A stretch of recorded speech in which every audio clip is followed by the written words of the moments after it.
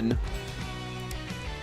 Hello and welcome everyone to the Road to Brawl Cup SESA, this time in South Asia. I'm ready, set.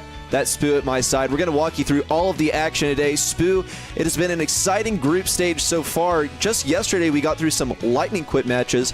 I wonder if we're going to see the same in South Asia. What I hear from the ground is that South Asia is not as far apart in terms of the skill, right? Because if you think about it, the biggest, the baddest, the strongest Sergeant Clash is kind of playing not in his own region. He's playing in Southeast Asia. So with the tier 1 of the tier 1 at the top disappears, it kind of leaves the rest of the teams to scramble about. And so I think the rest of these teams here should be a little bit more evenly matched. I'm excited to see closer games today. Don't want to see too many 2-0s like we did yesterday. That was a bit short.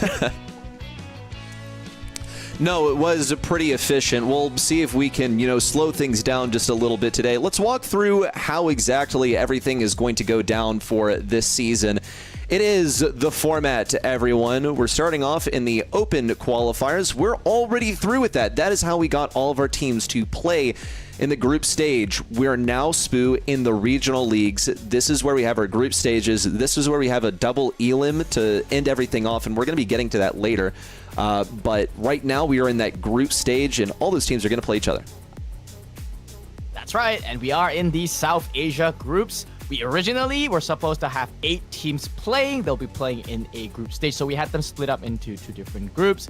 But yeah, so at the end of this weekend, we'll have 6 teams in total that will reach the decider playoffs, and they will go through another, entire slew of group stage double elim, and the winner of that will go for the Brawl Cup. Okay, so now let's talk about how things are going to be going on the day. The regional league has this group stage happening. Of course, this is what you just talked about, Spoo, the single round robin. Then we head on to the regional league finals. We have a 4-team double elimination bracket to get through, and the top 3 advance on to the playoffs. But let's bring it back to today. Who are those qualified teams in our group stage here in South Asia? Spoo, take us through. Yeah, that's right. We've got a bunch of familiar faces and very unfamiliar faces. I love their logos, by the way. Like, we've got some references. We've got some cats here going on. We've got a little dog action going on here.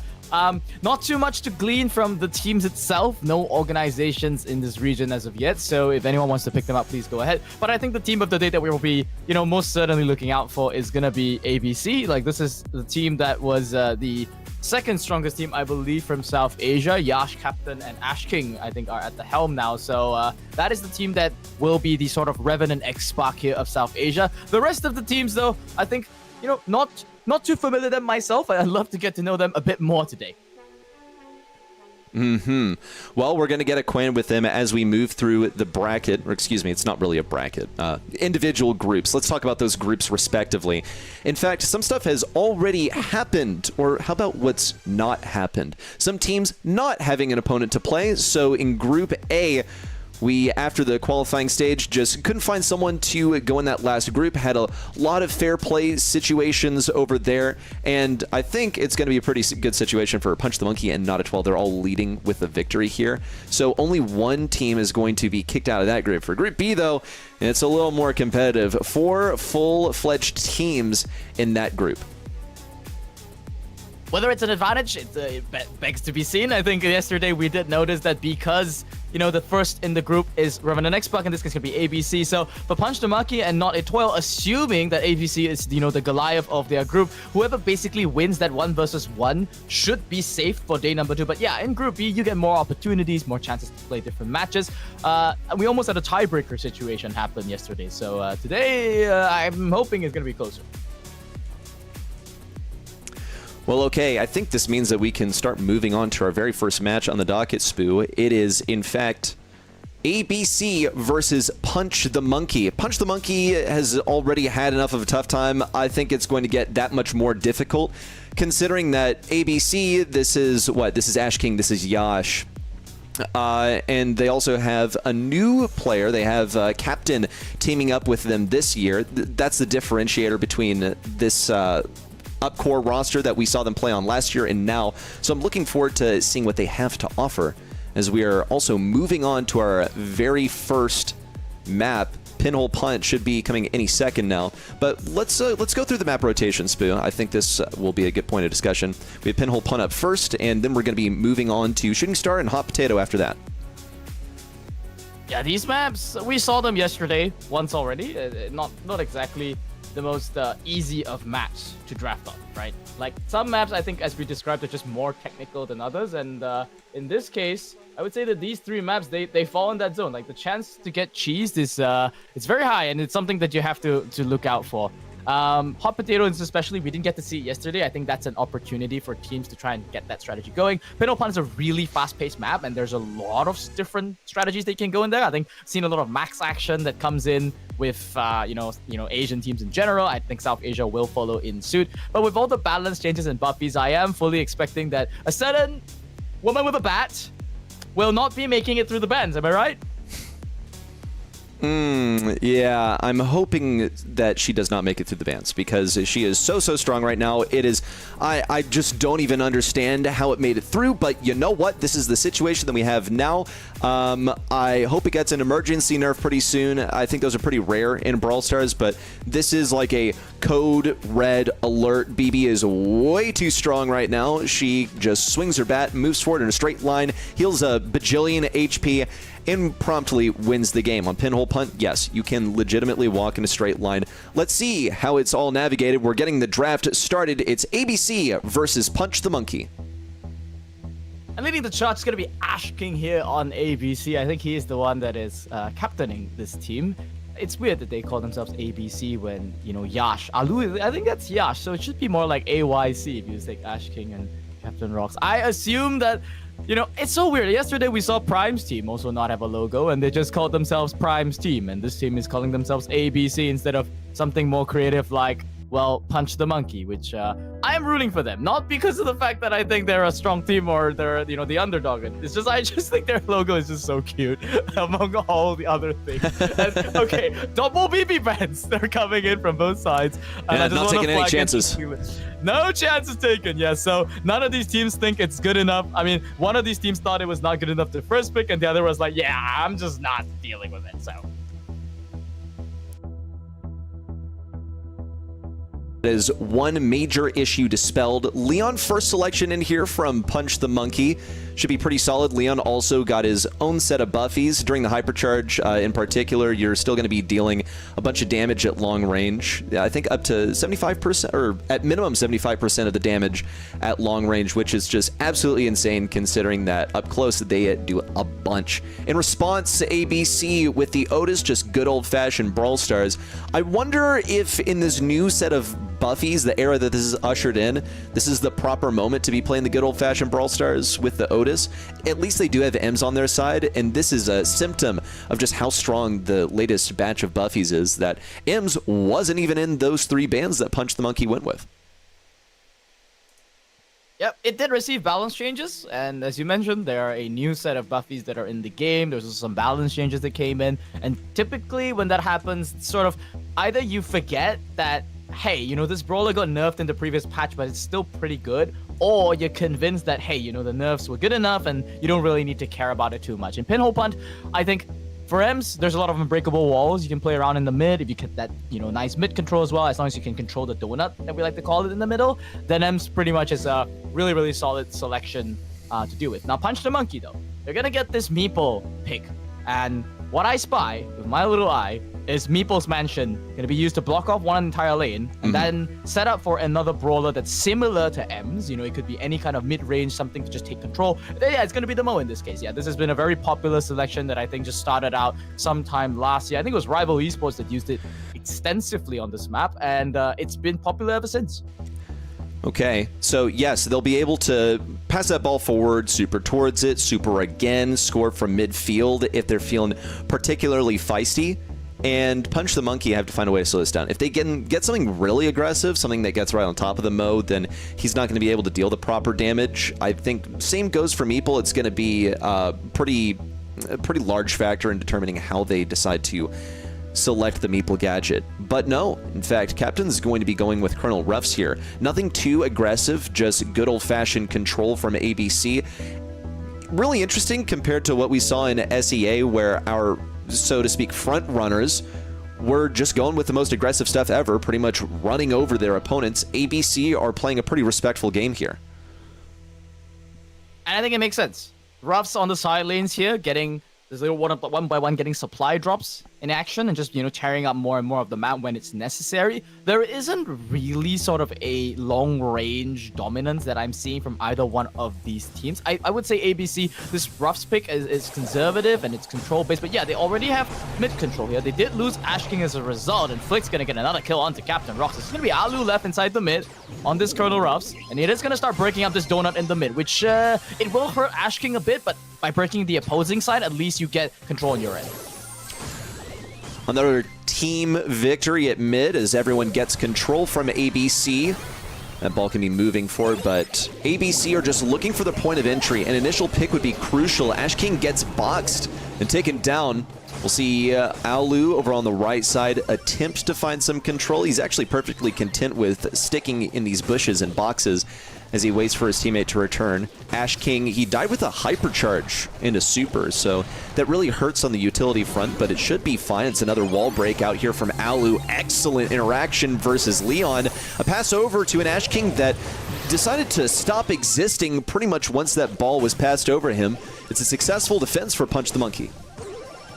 I love tier 2. I mean, you can see the semblance, right? You can see the ideas that they have, the execution. I love the confidence coming out from ABC. But yeah, didn't work out in their favor. Now, they have to defend in the retreat. We see Batman there popping the hypercharge. It's going to get a fair bit of harassment damage going in there. But nope, you can walk through the wall with that ball. That's something you can't bring through. On the right side, though, Flick is doing heavy damage here onto two of them. But it's going to get pinched out eventually. Mid-control remains with Punch the Monkey. Big stun there from Captain Rox is going to connect. And that leaves Batman all by himself to deal with 3 people. But he should be able to box up one of them. Oh, sandbag. Wow, that's a really nice heads-up play from the Ruffs there. So annoying. And it's a wash, right? Gadget versus Gadget, net nothing.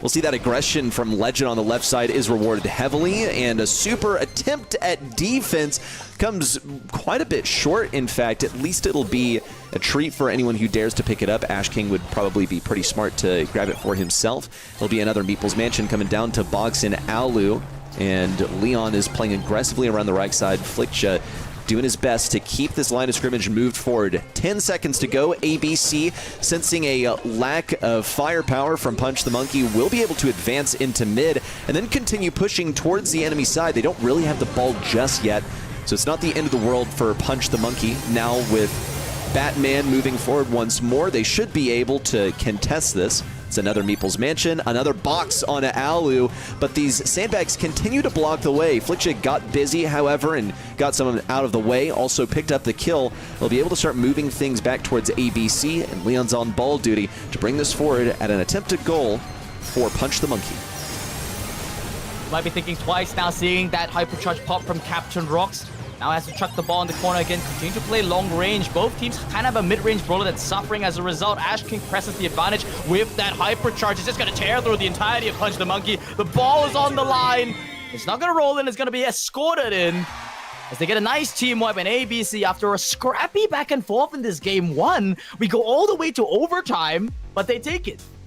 This is pretty solid right there, actually. I think we have a really competitive match on our hands. I was led to believe, really, that ABC, they're like #1 here. They should be taking this quite handily.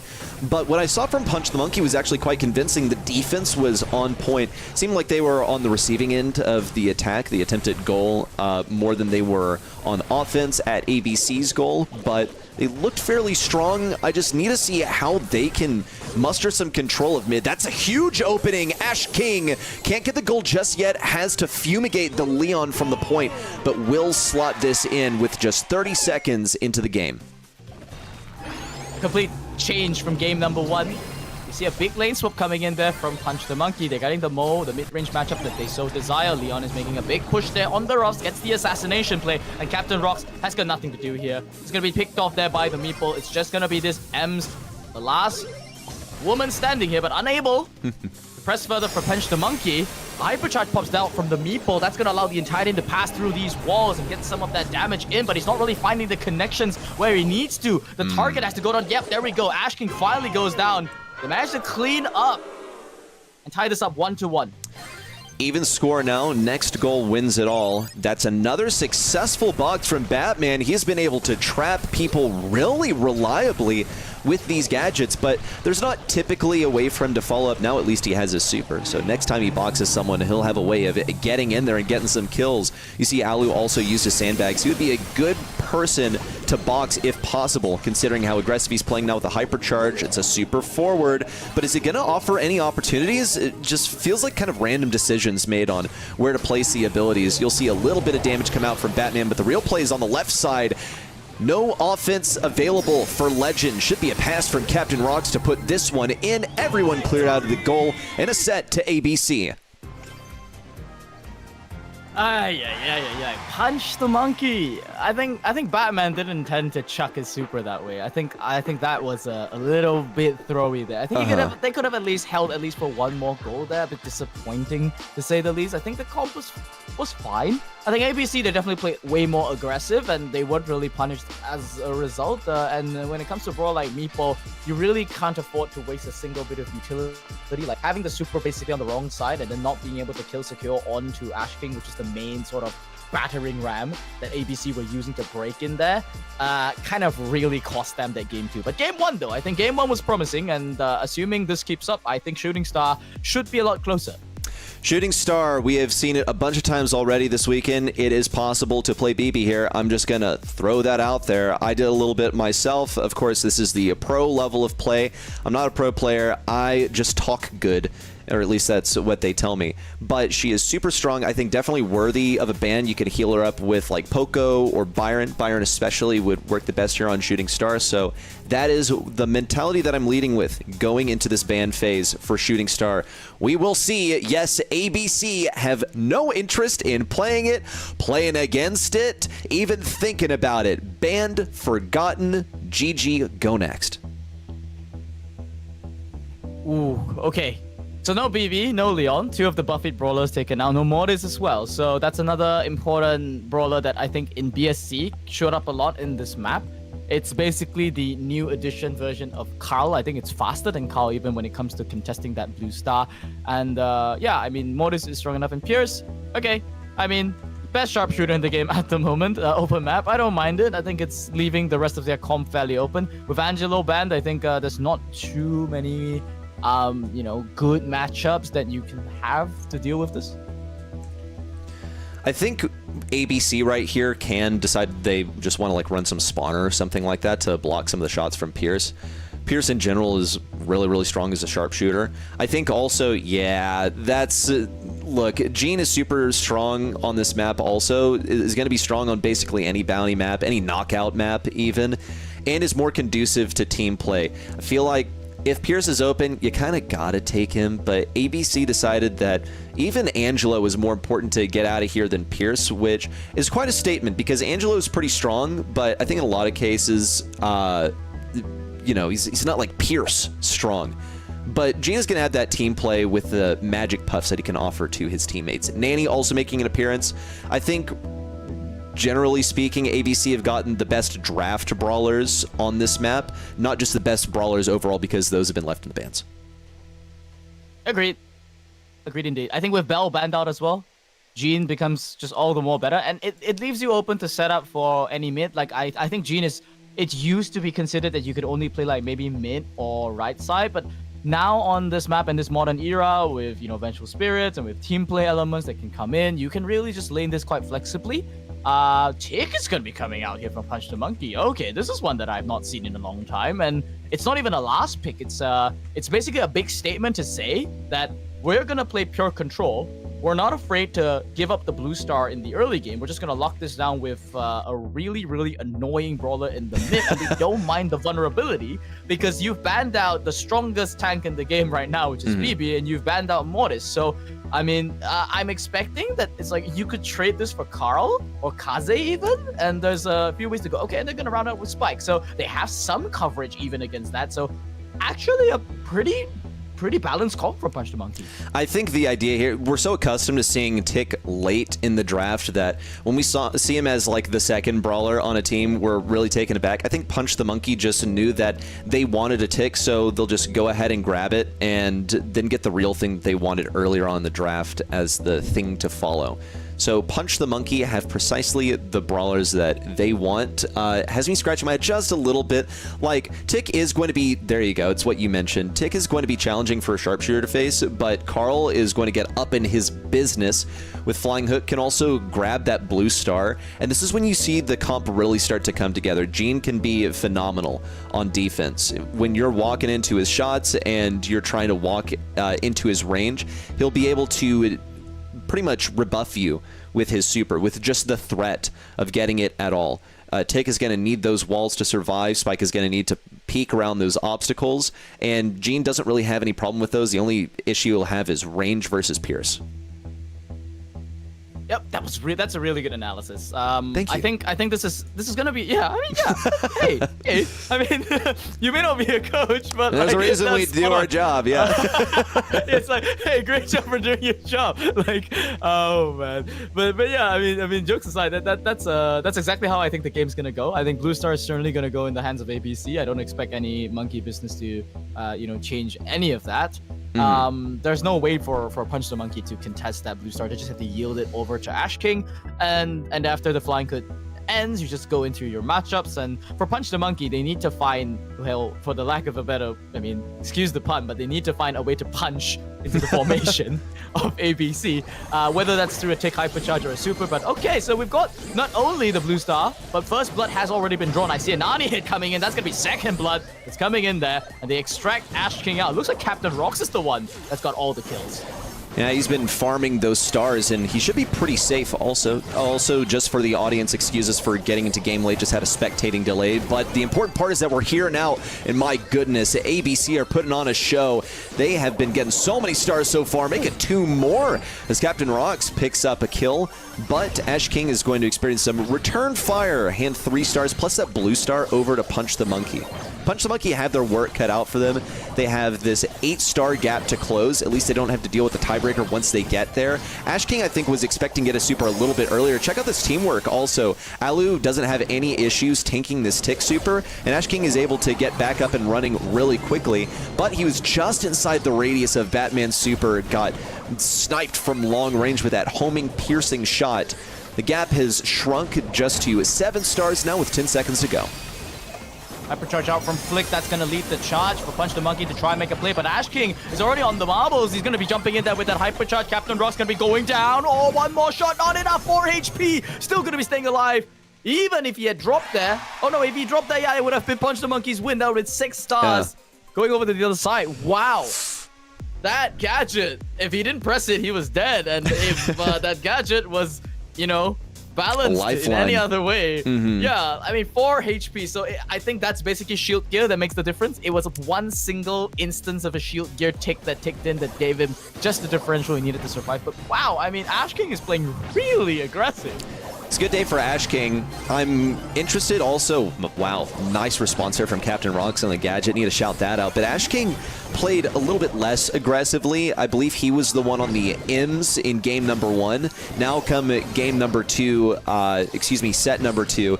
He has been getting that blue star and staying in position pretty reliably. So far, we've seen Captain Rox get a couple of kills. One time was with the gadget. The other time was with the super. He's working on his next one, playing the range matchup versus Batman. I don't think Batman was really hoping for this one. Now that they've switched up the lanes, Tick is going to prevent Captain Rox from having the ideal matchup versus Batman. Captain Rox still pushing forward, trying to avenge his fallen teammate. Ash King gets it. In fact, brings this gap to 5 stars lead for ABC. Ash King didn't even mind dying there, to be honest. Like, he just walked up there, got the bait in there, and that's a big Nani super there onto Batman. He's just getting bullied this game, if I'm going to be honest here. Not even a gene pool that's required there from Yash. He can just chill here. Alu on the left side, just dodging these curveballs beautifully. They honestly could just play passive and just hold it in the mid. There's no need to push into enemy territory here. But it looks like ABC, they want more. And it's gonna start here, probably on this right lane. Captain Rock's getting a hypercharge super online. Ashkin's got spin as well, just gonna be using it. It's okay, I said defensively, but before I could finish my sentence, Ashking has already, he's no longer gonna be joining us. No, doesn't appear so. Whoa, Captain Rocks with 7 stars so far really cannot afford to go down here. He is the guy to kill at the moment. Legend knows it. That's going to be a pull on the Cactus. That one really hurts. 10 seconds to go and a hypercharge tick super coming in. Captain Rocks locked in the back right. This would be the moment. This would be the time for Fliction to bring this all together. Captain Rocks trying to deflect the damage. Looks to be good. 1 second to go and not enough damage from Punch the Monkey. That was an excellent finish for ABC, and I almost can't believe that Captain Rocks managed to tank that in the back right. Tier 2 and target selection. I mean, you can almost... this is... I'm in pain, okay? Like, you guys can't see, Reddy can see my camera, but towards the end of that, I'm literally pinching out my eyebrows, because in my mind, I'm just thinking, like, okay, I mean, yeah, you get those 2 kills, but they're not important. They needed to get the Nani kill. The 7 stars was so important there.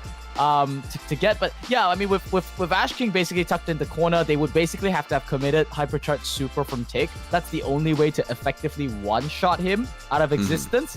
Aside from that, yeah, like Pierce was just on the opposite side of the map, and I'm gonna just bring the attention. I think this game kind of fell to a little bit draft diff, to be honest. I think the spike was a bit too prophylactic. Like, they were so concerned about tank and aggressive options that they selected a brawler that's just really, honestly, quite bad. Turns out at the pro level, curveball is irrelevant, and you're not hitting much shots. Yeah, look, I have a confession to make, everyone.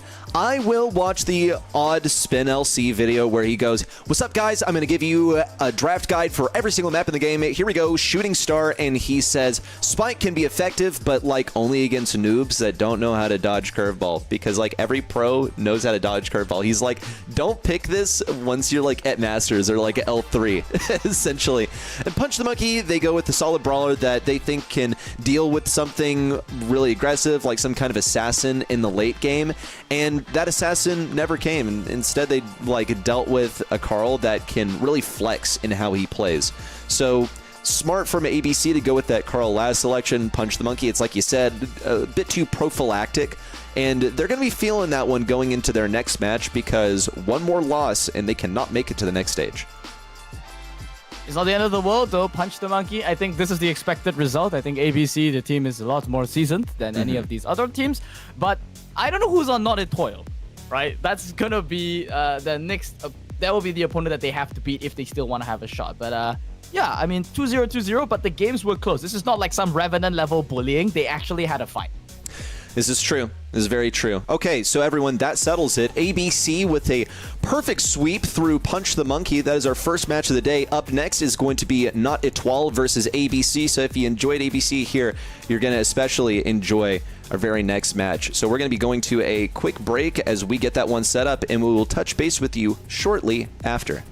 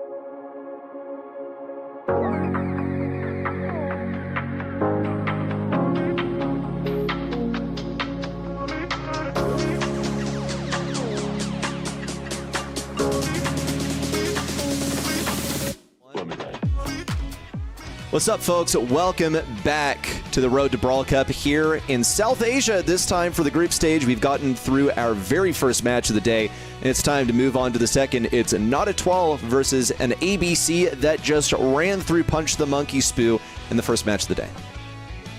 Yep, ABC is warmed up, and if I'm not at 12 and I was watching the stream, which I hope that they were, they may be getting some ideas on how to deal with them better. But I do believe that the map pool is going to be different for them. But let's first revisit the groups, because we have had some changes go on here, right? So ABC, they're now 2-0 in their group. One is a default win, one was against Punch the Monkey. And in Group B, we've got 77 drawing first blood against I Guess Bro. They dropped their game 0-2, I believe, due to a technical fault, though. So we may see I Guess Bro play later, we may not. Okay. Good to know. I Guess Bro, yes, we may get to touch base with them on match number 4 and 5. That's what we were going to watch from them. So hopefully that gets resolved in the back end before we make it over there, because that's coming up pretty soon. Match number 1 was quite speedy. Let's bring it back to the now Spoo. Not a 12 in ABC. Let's check out the map pool here. We're starting off on Hard Rock Mine. Then we're moving over to Out in the Open, and at last, Dueling Beetles. We have not seen any Hot Zone just yet. It has only been 2 zeros in the Road to Brawl Cup, and ABC has been delivering them out, one for free. Of course, there was a cost. It was just paid by Punch the Monkey in their blood. And I wonder if the same will happen for Not a 12. We're waiting on that draft to get started. Bans are in Spoo. It is a lightning fast show today. We're getting ready to move on Hard Rock Mine.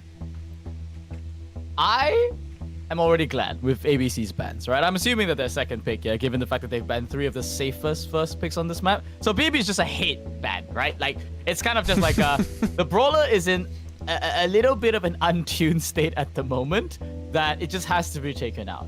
And compared to Southeast Asia, which we saw yesterday, and they were happy to allow Crow to get through, ABC have chosen to ban it, but that's going to let Leon slip through, and immediately Not a 12 are going to pick it up. Response from ABC, we saw a Leon first selection already. It didn't do, like, the best job, I gotta say. On Hard Rock Mine, I can see Leon fitting in pretty easily. I think previously we saw it in Pinhole Punt. So ABC also, they already know how to deal with the Leon. Just don't know if the typical anti-Leon stuff is super meta right now. Actually, I take it back. Leon's older sister should be pretty useful in taking him down. I was a bit of a Nita hater yesterday, but it turns out that any brawler, if you give them buffies, they become meta. If you give them hypercharges when no one else has hypercharges, they become meta. We have learned this lesson for the past couple of years, and so far I'm seeing only buffied brawlers on the field. Ems should also be a solid selection, though I think she can feel a bit more homeless on Hard Rock Mine, considering that it's easy to wall peek her on those lanes. You could play thrower and gets her if you really wanted to. They don't have last pick, but I'm just saying it's an option. And also she gets outranged at mid. Yeah, but they should. I think this is a pretty easy thrower selection. They could come in here from the side of Not a 12, because ABC, they've done I wouldn't say it's a cardinal sin, but it's more of like, you don't pick 2 of the brawlers that are of the exact same archetype, and in this case, ABC have gone 2 mid-range, 2 anti-tanks. And we don't see a single tank on the side of Not a 12, so they have the right idea here. I think Ruff's being on the more control side is, definitely a good selection here. I think the other way was, honestly, just push it and just go Larry, Laurie, go Juju, just go full thrower. And you can indeed play it on this map if there is absolutely no wall break. I mean, it would be weird that ABC pull out an assassin in the last pick, because you would have coverage for it. But okay, so they're gonna go full control here. We've got Bull, we've got Ruffs, and we've got this Leon. Now, are ABC gonna just say, you know what, guys, Nita's actually the GC, and we're gonna go with oh my some gosh, business and just go wild, because that could happen. Well, I guess all kinds of things could happen at this stage, right? We're in the group stage. Mortis, I think it totally checks out. Yeah, this one slipped through. Spoo, you and I are so accustomed to foregoing the Mortis, because it's usually present in the ban phase, but you have Australian Mortis, like the upside down Mortis from Not a 12. They got rid of Ali, so Mortis is still a completely fair game. Banning Ali and leaving Mortis open still definitely seems like an oversight, because functionally they do the same thing pretty much. I would just say Mortis is definitely stronger, Chain stronger, has buffies, blah, blah, blah, blah, blah. Let's see how they put it to the test. I want to get into game. ABC, they seem to have overcommitted on this control, it would appear. We'll see if Not Etoile is able to deal with that effectively with their own sort of control brawlers that they've selected. So far, they're getting encircled. ABC with the Mortis in close range, even versus a Leon. No brawler is safe versus the Creature of the Night. Yeah, they're gonna run them over. I think that's basically the plan. But on the side of Not Etoile, okay, good kill there on the Mortis. I think their plan is gonna be a lot more, simple. Like, they just want to open up the entire map. And when I mean the entire map, I mean literally they're starting from their base and trying to break all the way to the enemy's base. Because if you don't, you're just gonna get stuck in here the entire game. ABC are not even concerned with gems, by the way. So you can see it's 0-0, but there's already, like, I think that's 5 gems in the mid that Captain Rock should be gradually falling back to slowly grab while his teammates continue this oppressive spawn trap. Gosh, like, they're in spawn. They're only mere tiles away from those respawn points. ABC, they don't have a care in the world. This is just stat padding from Ash King and Alu. They will have to circle back a little bit now. Just Ash King has to be the defender. He's also carrying a gem and really wants to end this one sooner rather than later. 10 seconds to go. Not Etoile pushing in around the left side. Could be a move from Wild Wiz as he is now blocked by the bear. Shut out from that angle. On the right side, Avengers, no moves there. Really easy one for ABC. They make it look easy, I must say. Yeah, no shade to the blue team, but how did they let this happen is exactly my thoughts. Yeah. As I gradually turn into pixels in Minecraft. But don't worry, I am still here. It's just that my voice is still here. I am just becoming a Minecraft character. Yeah. That said, Bo, let's talk about the yellow bird in the game. Because you know I'm a Bo hater, and Okay. I know that he got buffied. And yesterday, whenever Bo got picked, I immediately just assumed that it was just gonna get eaten alive. Well, now we're gonna see it, how it feels like to be ABC. And how it feels like is, yeah, the spawn trap is continuing. I think Nita's dead though, so at the very least they got 1 kill, and Wild Wiz has Invis, and that has some pressure that will be exerted on the map. So okay, at least Not Etoile is leaving the base this time. I mean, all right, but is this just because ABC are letting them get all fattened up for Ash King to eventually push in? We will see. Of course, the sides are just swapped this time. We're watching the perspective of ABC, and my goodness, Not Etoile, they're getting all the way pushed back. They will at least send Soggy Mustache around back to attempt at something. Has that hypercharge, gets a kill on Ash King, in fact, now has his sight set on Captain Rocks and is super ready to start breaking open these walls. But I think it only makes it more difficult for them to spawn trap. This is a pretty important position for them to possess. They at least have mid control is a significant improvement over game number 1. Big Hypercharge Super coming out there from Avengers. Going to be dropping the mines down inside the mid, just breaking out more and more of this map. This new buffied up Bo charges Super so quickly, but Ash King now is on the hunt. Going to try to go chain off the Supers, but nice big supply drop there from Soggy Mustache, and that's going to open the floodgates for Wild Wiz's aggression, but immediately pushed back by this buffied Hypercharge Nita on steroids. Okay, the left lane has completely folded, and the mid smashed wide open. Take that last gem and start the countdown. Yeah, Ash King's gonna just throw his life away, but with this gem differential, unless they can get a single reset, this is done and dusted. For game number 1. Just a few seconds to go. The mines are down. The pressure is on. Wild Wiz in close range will get one, but no countdown interruption. Soggy Mustache pushes in. Oh, lacked the range and the ammunition for the job. It's ABC with a set victory. They haven't dropped a game yet. And the Mortis has been simply oppressive. I can't think of another way to put it, because Not Etoile in game number 1, they were getting encircled, entrapped. I can't wait to take a look at these stats as we'll move on over there. Not Etoile, it was pretty rough for them. They sent Wild Wiz on these pretty much solo escapades where he was killed more often than he got kills himself. ABC, however, you see Captain Rocks pretty much unscathed. 19 gems total picked up across the set.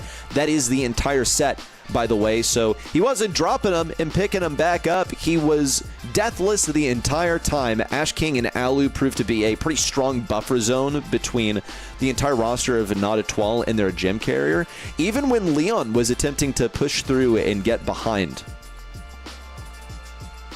Oh yeah, I I don't like it, right? I don't like the 4-5 that came out from Not at 12. I like the roughs, and I like the sort of the idea behind it, but why double down? You have one wall break on the team.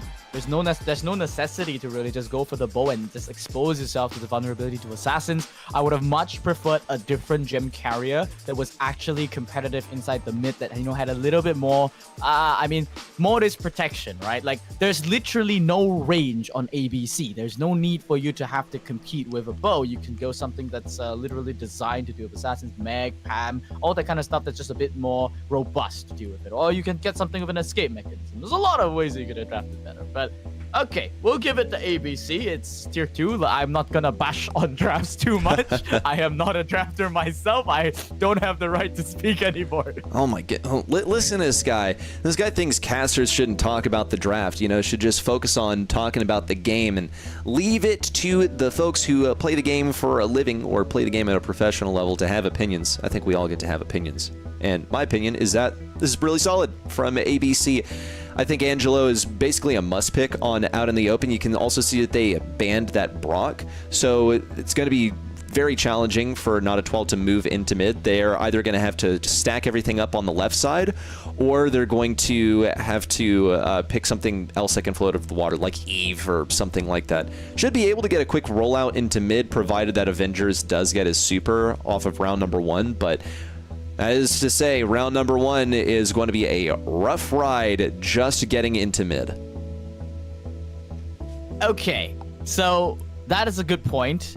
Brock being banned out means no mid priority for, you know, Not a 12. That's been taken away. And then Angelo immediately snapped up. But Not a 12, their answer to how do we get mid control is we're going to run into mid. Literally, that's just plain and simple, right? I don't know about this Max Crow pairing. I think it's really just we picked Max. We realized Crow's still in the pool. Okay, I guess we gotta pick Crow now. And yeah, immediately it gets kind of a little bit countered here. As you mentioned already, if this Angelo just immediately lands a single arrow onto mid and buys time for the rest of the team to get mid control, I can see a spawn trap that can quickly emerge from Not at 12, and it takes quite a while to charge a Max super, even if you have that auto charge star power.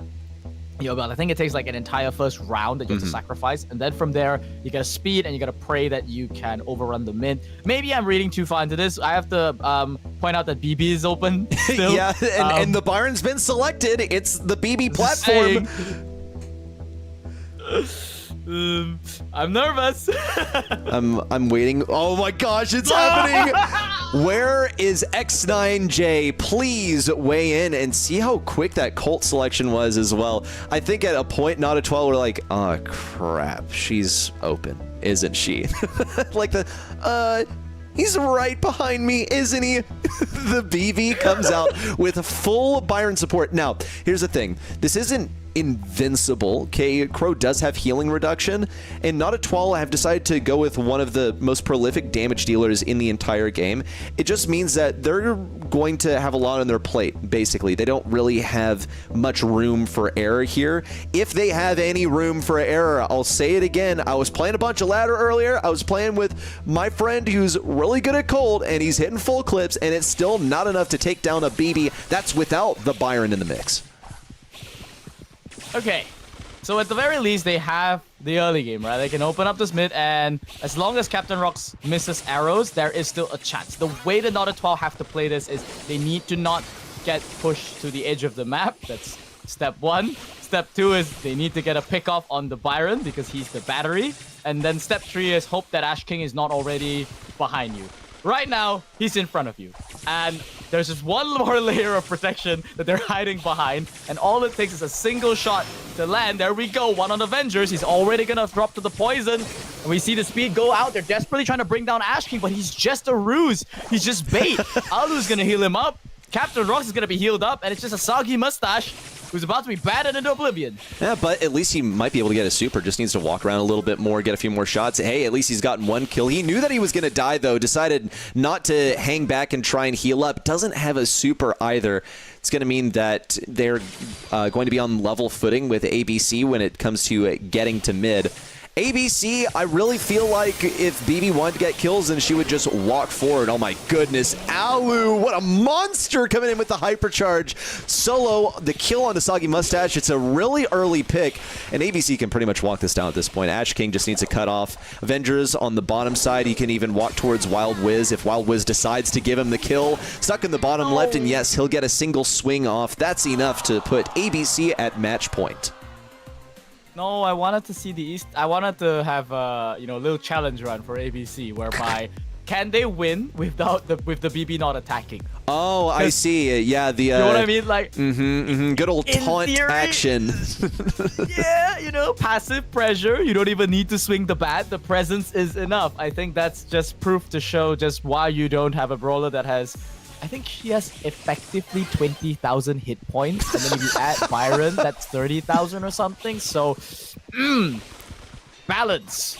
Yeah, it's less like you're playing a 3v3 and more like you're fighting like Oni Kenji challenge, except he, is also on Insane 13, and it's really difficult. Soggy Mustache once again picked off early by a Byron super on the left side. Avengers with his 6-shooter will have enough to take down a BB, but still the remainder of ABC is able to deal with this handily. That's the thing, is that ABC have the tools in the toolkit already, but BB has just amplified that a lot. Another very aggressive super from Alu. Chill, man! It's another kill with presumably an auto-aim super to get that impact at max range, and this one's pretty much a foregone conclusion.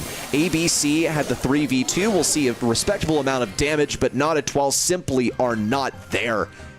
ABC walk through both of their opponents. They'll be topping out the group with a 3-0 record. In record time as well, I might add. This is a solid draft that came out from them, and on the other team, I think not a 12. I'm not dissing the draft too badly. I think there's room for improvement, right? Like, as I like to very generously and totally HR style, it's Gucci. It's fine, right? Well, I forgive you, right? It's fine. It's fine. It's all Gucci, okay? It's fine. The problem is, I mean, you just gotta have a plan, right? Like, out in the open, these map pools have been known for at least the past 48 hours. I think old school stuff like this doesn't really just work out, right? Like, it felt just like not at 12 were improvising a little bit too much. They picked one and then they tried to respond to another. Whereas ABC, they planned this out. You ban the Brock, you go for the Angelo, and then if BB is open, then we run them over. I think they even gave them a chance. Like, actually, not at 12 could have gone BB themselves. Like, wait. It's entirely possible. Just, yes, in fact, they could have picked up a BB and Byron if they really wanted on the 2-3 turn. Yeah. And then what would ABC have done into that? You've got Angelo. He is really not focused on the late game at all unless he has a hypercharge somehow. That's not going to be happening after one round. I will have to say, ABC, I feel like you could have run him down with the BB. Thumbs up to you guys for not doing that, for having the restraint to just pick off the enemies in a different way. Send BB out as basically the, big dancing clown, the distraction to peel everyone's attention away. But look, ABC, now you've created, I'm like BB deprived. We need to see one of these future teams pick up the BB. You're going to have 4 more chances to see, because that's only match 2 out of 6, folks. We're going to be going to a quick break as we get ready for our very next match, which is going to be Not Etoile versus Punch the Monkey. We have to set these two teams against each other in order to find a victor, in order to find another top 2 team to go to the next stage. We'll touch base with you in just a few minutes. You've been watching the Road to Brawl Cup. Say so.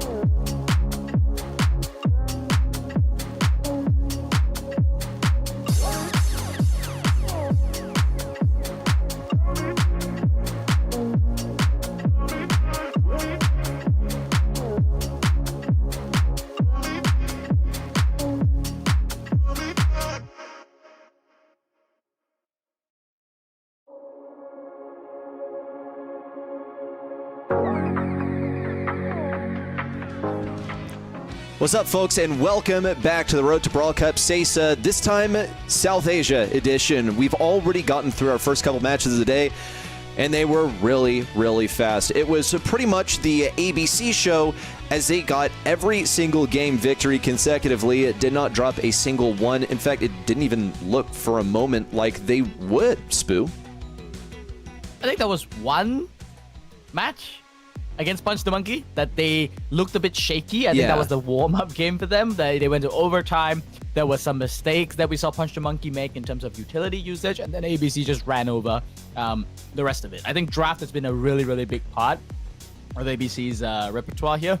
They've been finding, I think, a lot of, I would say, like, ideal picks in all the different turns, like whether it's first pick, second, 2, 3, 4, 5, or 6. They've generally just found the best pick to punish the opposing comps, whereas with Punch the Monkey and Not a 12, what I've seen so far is that they're still stuck in a little bit of some of the tier 2 curse, like they overcompensate in their drafts a little bit too much, and as a result, I can't really rate which one is the better one though, because between the two of them, they both seem pretty even at the moment. Yeah, you know what? I do have to side with you there. I think that Punch the Monkey did put up a stronger fight versus ABC than Not a 12, even though the result was ultimately the same. It was just 2 O's across the board, but the 2 O's for Punch the Monkey felt shakier. I'm pretty much echoing what you just said. So now it's Punch the Monkey versus Not a 12. It's the next match that we have coming up, and I would put Punch the Monkey ahead of Not a 12. I feel like also though ABC got warmed up, and maybe that's why they were stronger versus Not a 12. So I think that's a worthy conversation.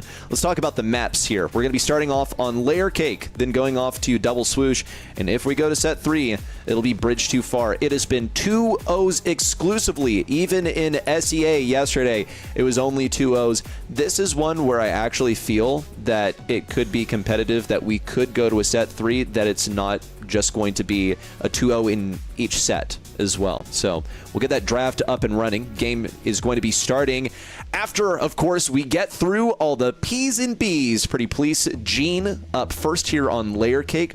Really strong first pick. Let's also mind the band's Spoo. The story that this tells me is that we're just getting rid of the best stuff, as opposed to what a draft would normally tell me, which is more directed at specific things that the teams want to pick. That's right. And Gene being the first selection here from Not a 12 is a flexible selection, right? Like, this is safe to pick up. It's not, Gene is not really a brawler that you will dedicate any level of picks to counter necessarily. I mean, it's an overall strategy that it just sets things up. And so you're free to just develop what you're comfortable with. Here, we're seeing actually one of the most old school answers, sort of checks to Gene, which is Bill, because that totem is an instantaneous way to block the Gene pull. So if you can react fast enough, which most of these players should, it becomes a non-factor, and you can play really, really aggressive. You don't have to worry too much about the Gene pull down the line. Mine's, on this map, not that big of an equation. Like, you're not really looking to open up that much of the map. It's just a minor annoyance. So I have to imagine that this is just, as you said, right? Buffy brawler, pick the Buffy brawler. I am a bow hater, as Chad has pointed out. I am an actual bow hater.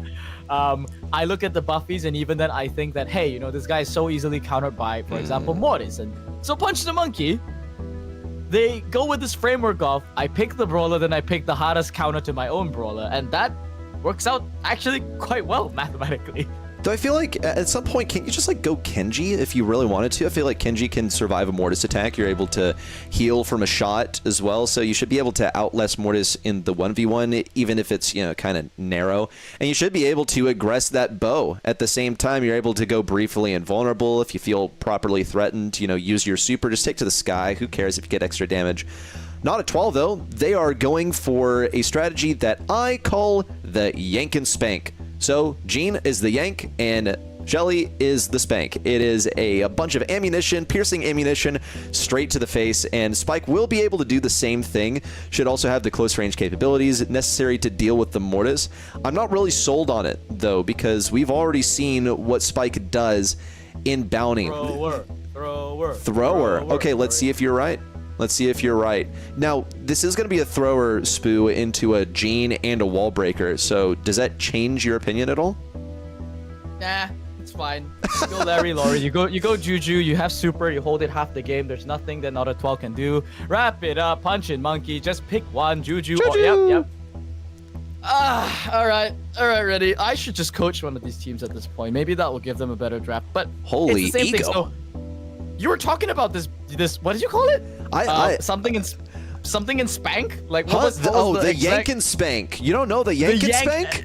No, I don't know the Yankin Spank. Is that a Yankee thing? I mean, no, it's something. It's something that I heard from someone else probably in like 2019, and I've been saying it ever since. Because when Gene first came around, you know, there were way fewer brawlers in the game. So what kind of combination are you going for with the Gene? This is something that people would run in like duo showdown, and we are seeing this strategy utilized on Layer Cake. I know it goes deeper than that, folks. I know it's not expressly to pull someone and then one-shot them with a Shelly, but it is just one of many synergies present within this squad.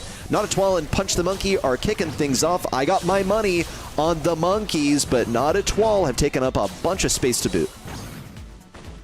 The way that you have to play this comp, though, is that if you're Punch the Monkey, right, you can't afford to be too conservative with the way that you lane, right? Because whenever you got a Mortis, you've always got an open lane. So you have to try and shift this Mortis to the weakest matchup on the map. In this case, it's definitely going to be up against the Gene. That's what he's kind of doing here. But he's just feeding a little bit of supercharge over to that Gene pool. But the Mortis must come online in some degree. Otherwise, you basically are playing 2v3 and he's going to get spawn trap.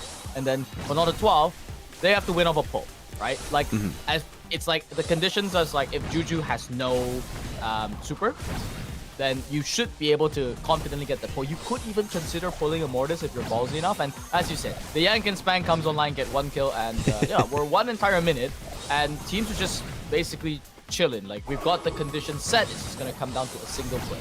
Pretty much, and as Not a Twirl have been sitting on their supers and with their utility equipped. Ooh, there it is! Yes, that's what it is! You love to see the Yankin Spank in action. It is the pull and the punish, and whoa, punish just for getting a little too close. And Not a Twirl continue the momentum forward. It'll be some serious damage versus Bo, but he's able to get away. The hard part now is encircling this Juju on the right side with a Mortis breathing down your neck. He's going to be appearing pretty much any second now. I'm curious why we haven't seen him just yet. Yo, what you doing, Mortis? We need to see you pop your head out. 5 seconds to go. He's way too tardy. There's going to be 3 seconds left and a gadget just to stay alive for a moment longer. But no more stars for Punch the Monkey in spite of all the damage they got. I'm fuming. I am fuming. So, you pick Mortis, okay? You take Blue Star. Yes. And then you go AFK half game. Goodbye. You do not play Mortis like that. You take Blue Star, you keep aggression on the Jin so that you can buy the time for the Juju and the Bo to pinch either brawler. You do not play Juju Bo side lane on 2 separate sides because they cannot pinch. Okay, good flick. Yes, get the Jin. Let's go. At this point, I'm not casting. I'm just like yes, you know, I'm like the proud dad at the stadium, you know, that's like, you know, yelling at that has all these opinions also. Yeah, exactly. that's shouting like surprisingly effective information that's just not going to be heard by the combatants at all over, of course, all the cheers from the crowd and the general noise. And in this case, Spoo, you're not even in the VC, man. You're living vicariously through these brawlers, if you ask me, but we'll see if they do what you're asking for. Anyway, look how aggressively Avengers is playing over here. Now he's pivoting back. Mortis is bitten off more than he can chew. He doesn't really have an escape from here. I wonder why Wild Wiz is not turning around and just... even Avengers is shooting at Wild Wiz like, yo, pay attention! We have a combo here. Can you pull this Mortis, please? It would be a pretty free matchup. Mortis is able to get out totally unscathed because of the gadget, and... I think it's getting a little hot in here. I'm heating up because I feel like Not a Twirl had a free kill right there. It's tough, right? Mortis has got this new gadget, and if you want to pull it, it's going to be so difficult. Wild Wiz has already expended his pull. And so now, this is exactly Punch the Monkey's plan, right? Just keep flick on the Gene and make Not a Twirl, their positioning just, you know, in chaos, right? There's no sense of coordination here, and that's when the Juju and the Bo can really do stuff. Now Flick's gonna go on the aggressive. Nice bait on that super, but it's the Juju that's currently at threat. Might be going down here, gets the pull. That Flick needs one more hit, trying to get the kill, but can't get it done. Not a Twirl's actually gonna run away with this one. I can't believe it. Getting like a Batman on the way out as well. Punch the monkey. Punch the monkey wants to be punched by me because they did so well. And then they fumbled at the end. They just absolutely fumbled. They could have forgot the the fundamentals, right? Which is, if your teammate is getting completely shoved in, by in this case it's the Spike, when had a super in the entire game, they needed to get good matchups. The best matchup against the Spike is the Juju. I don't know why my Juju is on the Shelly, supporting a Mortis that cannot die. And when you have your stars up, you just get the Juju to go aggressive on. Okay, I'm gonna. You got too much stuff to say right now. Really frustrating to watch at some points. But Punch the Monkey, man, they fall short in spite of actually having some good gameplay in there, having good ideas, having the lead. Also, they had that 1 star for pretty much the entire match. You saw Flickja was deep into enemy territory and still managed to get out of there with the utilization of some crafty movement and his gadget. And I feel like Not a 12 definitely could have gotten the kill there. At least they were able to pull that through on the enemy side. But looking at the stats, you can see, well, and I'm going to address the audience here, you can see why Spoo is a bow hater. Even when stuff is not aggressing him and getting right on top of him, he can still falter. You get the guy a Buffy, and he still goes 0-3 into what should be fairly reasonable matchups for him. Listen, I mean, we've watched a lot of Bo, and I do believe he is currently 0-5 across SCA really? and SA. I don't think Bo has won a single match. So, folks, I said it here first. I am a Bo hater. I think the Brawler is vulnerable. I don't think you can ever lead with the Brawler. I think it's a last pick kind of a thing. And even then, it's matchup dependent. Like, what does the totem even help you do? What is a super that benefits enough that's warrant putting a hole in your draft? Like, let me think. Tara or something? I guess if you can get, like, gravity in, like, the first shot, then it's worth it. Or Clancy? I don't know. I mean, get this. We see the return of Snake Prairie. Because guess what? I mean, star buffies are a thing. Everyone now has a more powerful star power, 2 more powerful star powers once they got buffies.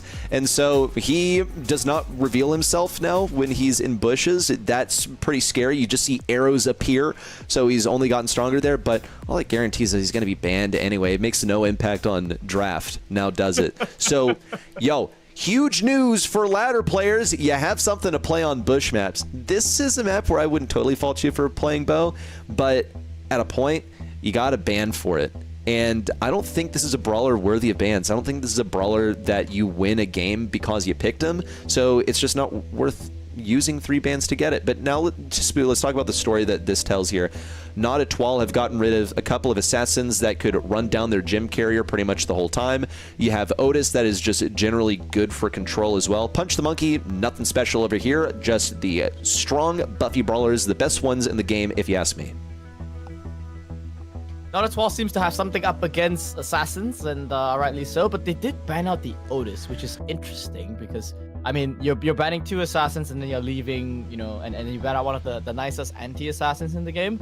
Tells me that they have a little Mortis energy that's still left inside them, that they want to make sure that they get assassins but not have to deal with them. I mean, I may be reading too much into this. Honestly, it could just be kind of like one of those, they just couldn't agree on a strategy. Like, if you're going to ban 3 assassins, you ban 3 assassins. But then one of them is like, no, we need to ban Otis because I've got a super secret pick that I want to pick that Otis counters, which is basically tanks. So, and then they pick up Spike as an anti-tank. So, so much for that setup. Yeah, I guess so. At least you've left that open for yourself. Here comes Bo again. And I think Spoo is about to, like, jump out of his chair right now and rage quit, let me carry the rest of this, because it's more Bo action from the same team that struggled to even put him on the map, basically. Struggled to keep him alive in the last one. At least this is a map where Bo is actually, pretty decent. It's just that if Not a 12 gets something aggressive that gets right on top of him, like a Mortis, then it's going to happen all over again, and it's wide open. Chester, this is super proactive. This is to secure them a Mortis or, something aggressive as a final selection, or just to straight up deny it for Not a 12. because that's basically the only way that Chester has ever played, is to deal with like a Mortis or something. So it could be a bad decision to play it. What I will say with this Chester is he only works if he is in the right place. And on a map where you need to control 3 lanes, it is difficult to deal with a fast-paced movement brawler. Just give up your lane so that you can go over to defend somewhere else. Yep.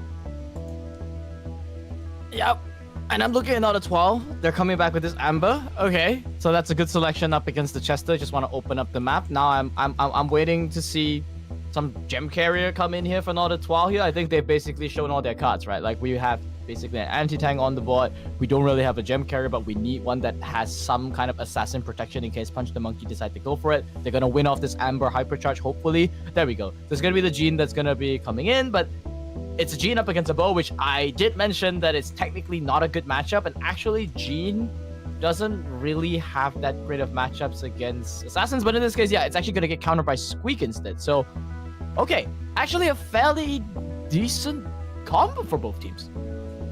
Okay, I'm looking forward to this. Punch the Monkey, they have their defense, and Sonata 12, they have pretty much their entire comp figured out.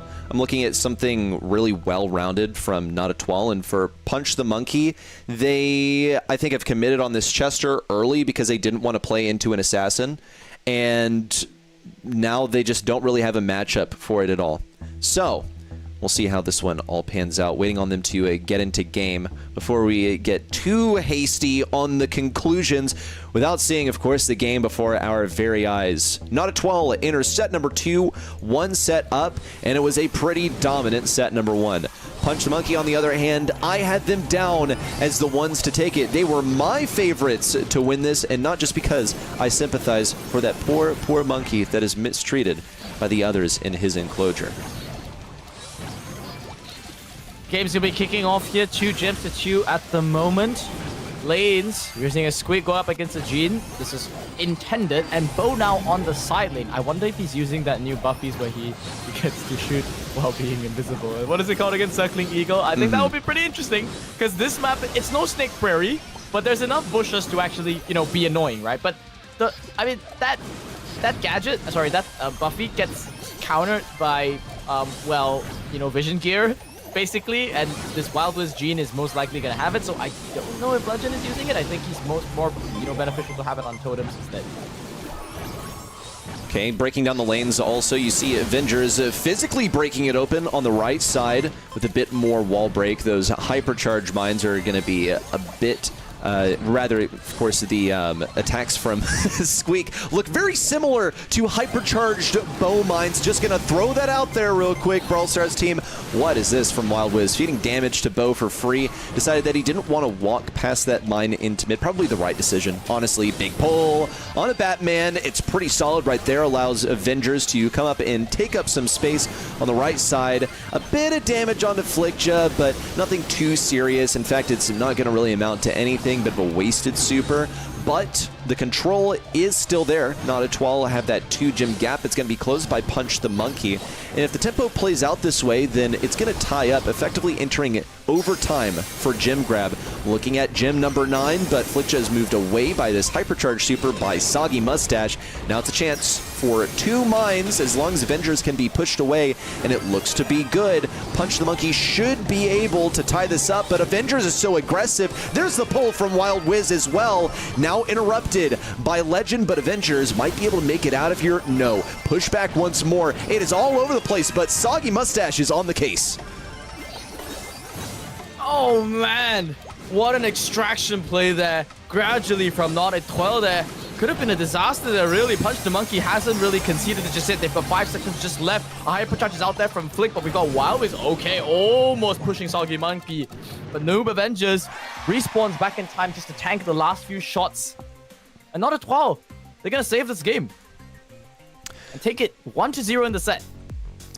Okay, not a 12. Show us what you're made of. I really do think that they have the clay to just take the entire thing from this point and make this yet another 2-0, even though I was hoping for legitimately the opposite. Punch the Monkey looked, you know, pretty formidable in their match versus ABC. Even though they got 2-0 there, it was more respectable in the way that Not a Twal went down at the hands of a BB. No less. It's been intelligently banned out by both teams this time. You saw the ideas of, oh god, don't let us face yet another aggressive brawler that gets in our faces. That's why Chester is here, and Chester has really fallen short. I mean, look, it's not a matchup where he's great. He's out range, he's out DPS at said range by Avengers.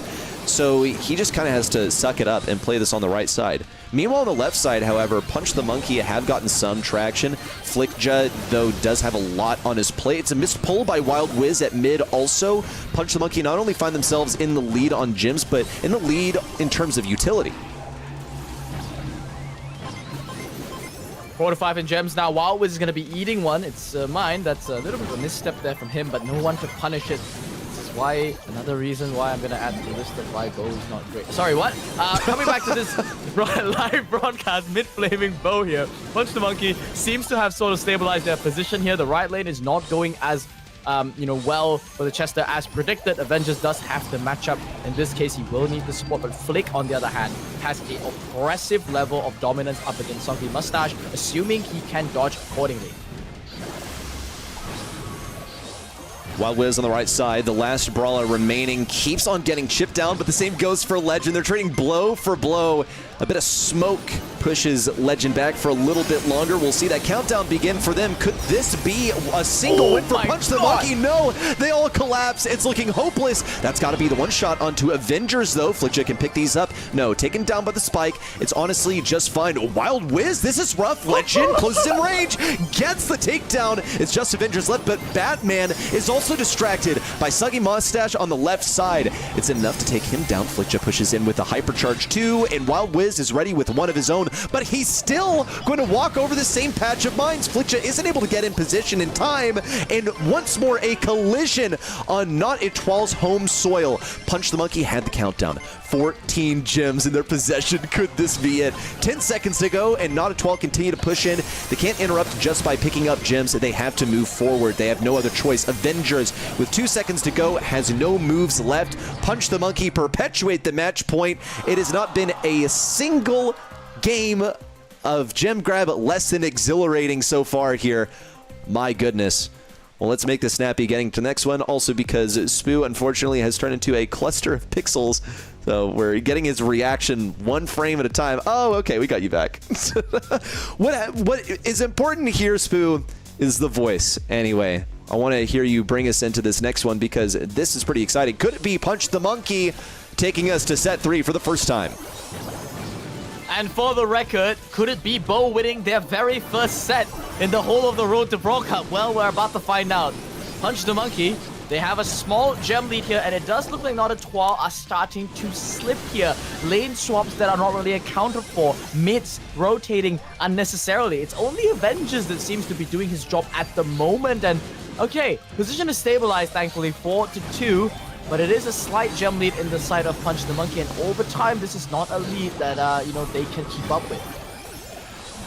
Pretty challenging. That's some meaty damage also from Not a Twal as they move people back. Thankfully, Punch the Monkey are able to get away from this Amber Super. You can see that both teams really love to play on low HP, which leads to just so much poking and not much healing at all, just vying for control over this mid area. Huge pull onto Legend. It looks beautiful for Not a Twal.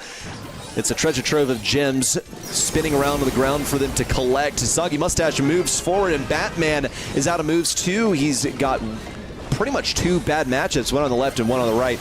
10 seconds left to move. It's a missed pull by Wild Wiz. No free kill on the Batman, but at least Avengers is able to get it done. 5 seconds to go. It's one more kill. Make it 2 for Avengers as he wipes the entire team to secure this match for Not a Twal. And that puts them in the top 2 for Group A.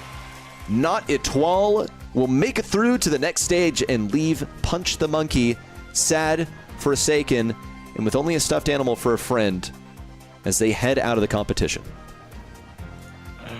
A tear has left my eye for Punch the Monkey. They will not be with us for the rest of this tournament, but a good effort for them. I think, yeah, the bow set thing, I might have jinxed it. Yep, they got 1 game off the backs of some really good mines. But aside from that, yeah, I think that was Wild Wiz just going minesweeping and always picking. When you have 50-50 in Minesweeper, sometimes yeah. Oh, I've been there. Spoon knows I'm a huge Minesweeper player. That's probably what happened in this case. So unfortunately for them, that's what they'll be dealing with, and we won't be seeing Punch the Monkey tomorrow. But Not It Wow and ABC are gonna be the teams that will be making out of Group A as a result, and great job from them. Well, all right, Punch the Monkey head out here. It leaves us with only one match left on the day. And I do say one match left on the day because we've had a sort of an interesting situation where a team that we had scheduled to watch a couple of matches from called I Guess Bro, well, I guess they decided that they didn't want to play today. I don't think that was the case. They told us it was a device issue. Really, really unlucky for them. Unlucky for the broadcast also, because that was 2 of our 3 matches that we had ready to spectate here in Group B, and the other ones have already been played off stream. So we're going to take a bit more of an extended break just to remedy things over there. Give us 5 minutes real quick as we get ready up and geared for what is unfortunately going to be the final match of the day coming up in just a second. So we'll see you on the other side.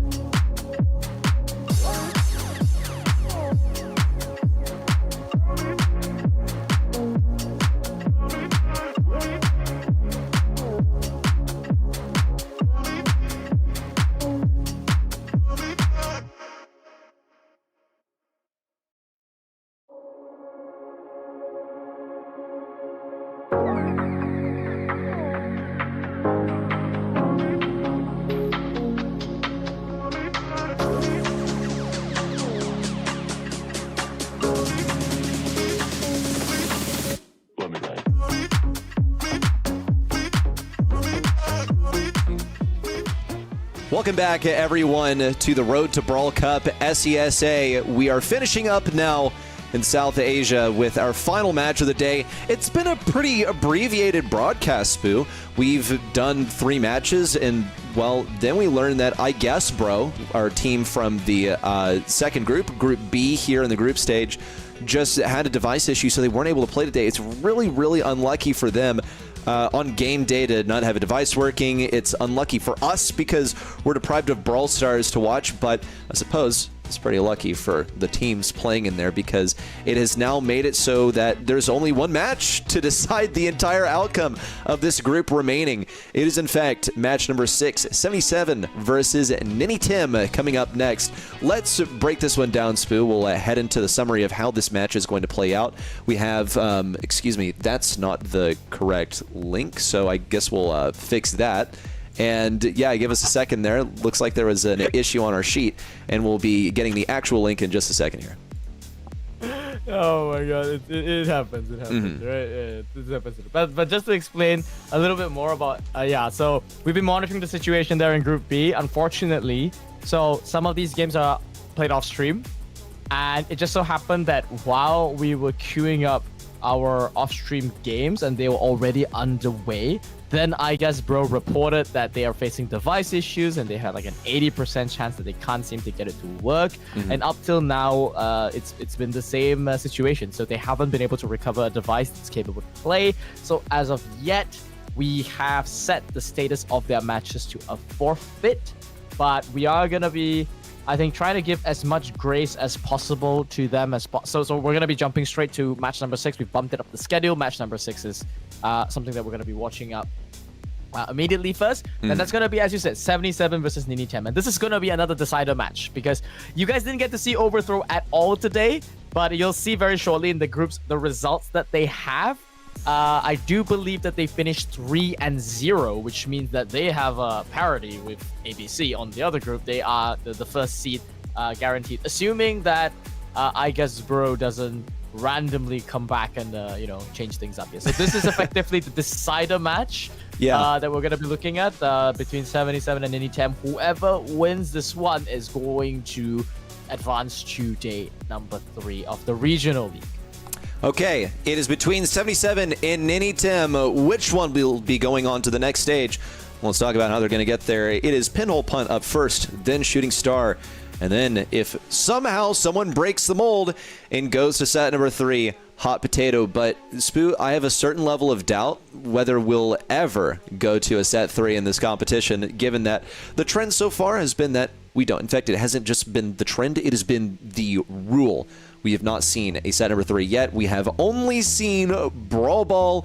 We have seen like a little bit of Bounty also. The only 2 modes we've seen, no heist action, no hot zone, that has been relegated to set 3. But at least we're starting off with a bang, Spoo. Pinhole Punt up first. Oh yeah. All right, ready. I've heard that loud and clear. Tomorrow, map pool, we'll see more hot zone and we'll see more of the other modes. But yeah, for the time being, we're gonna wrap this one up.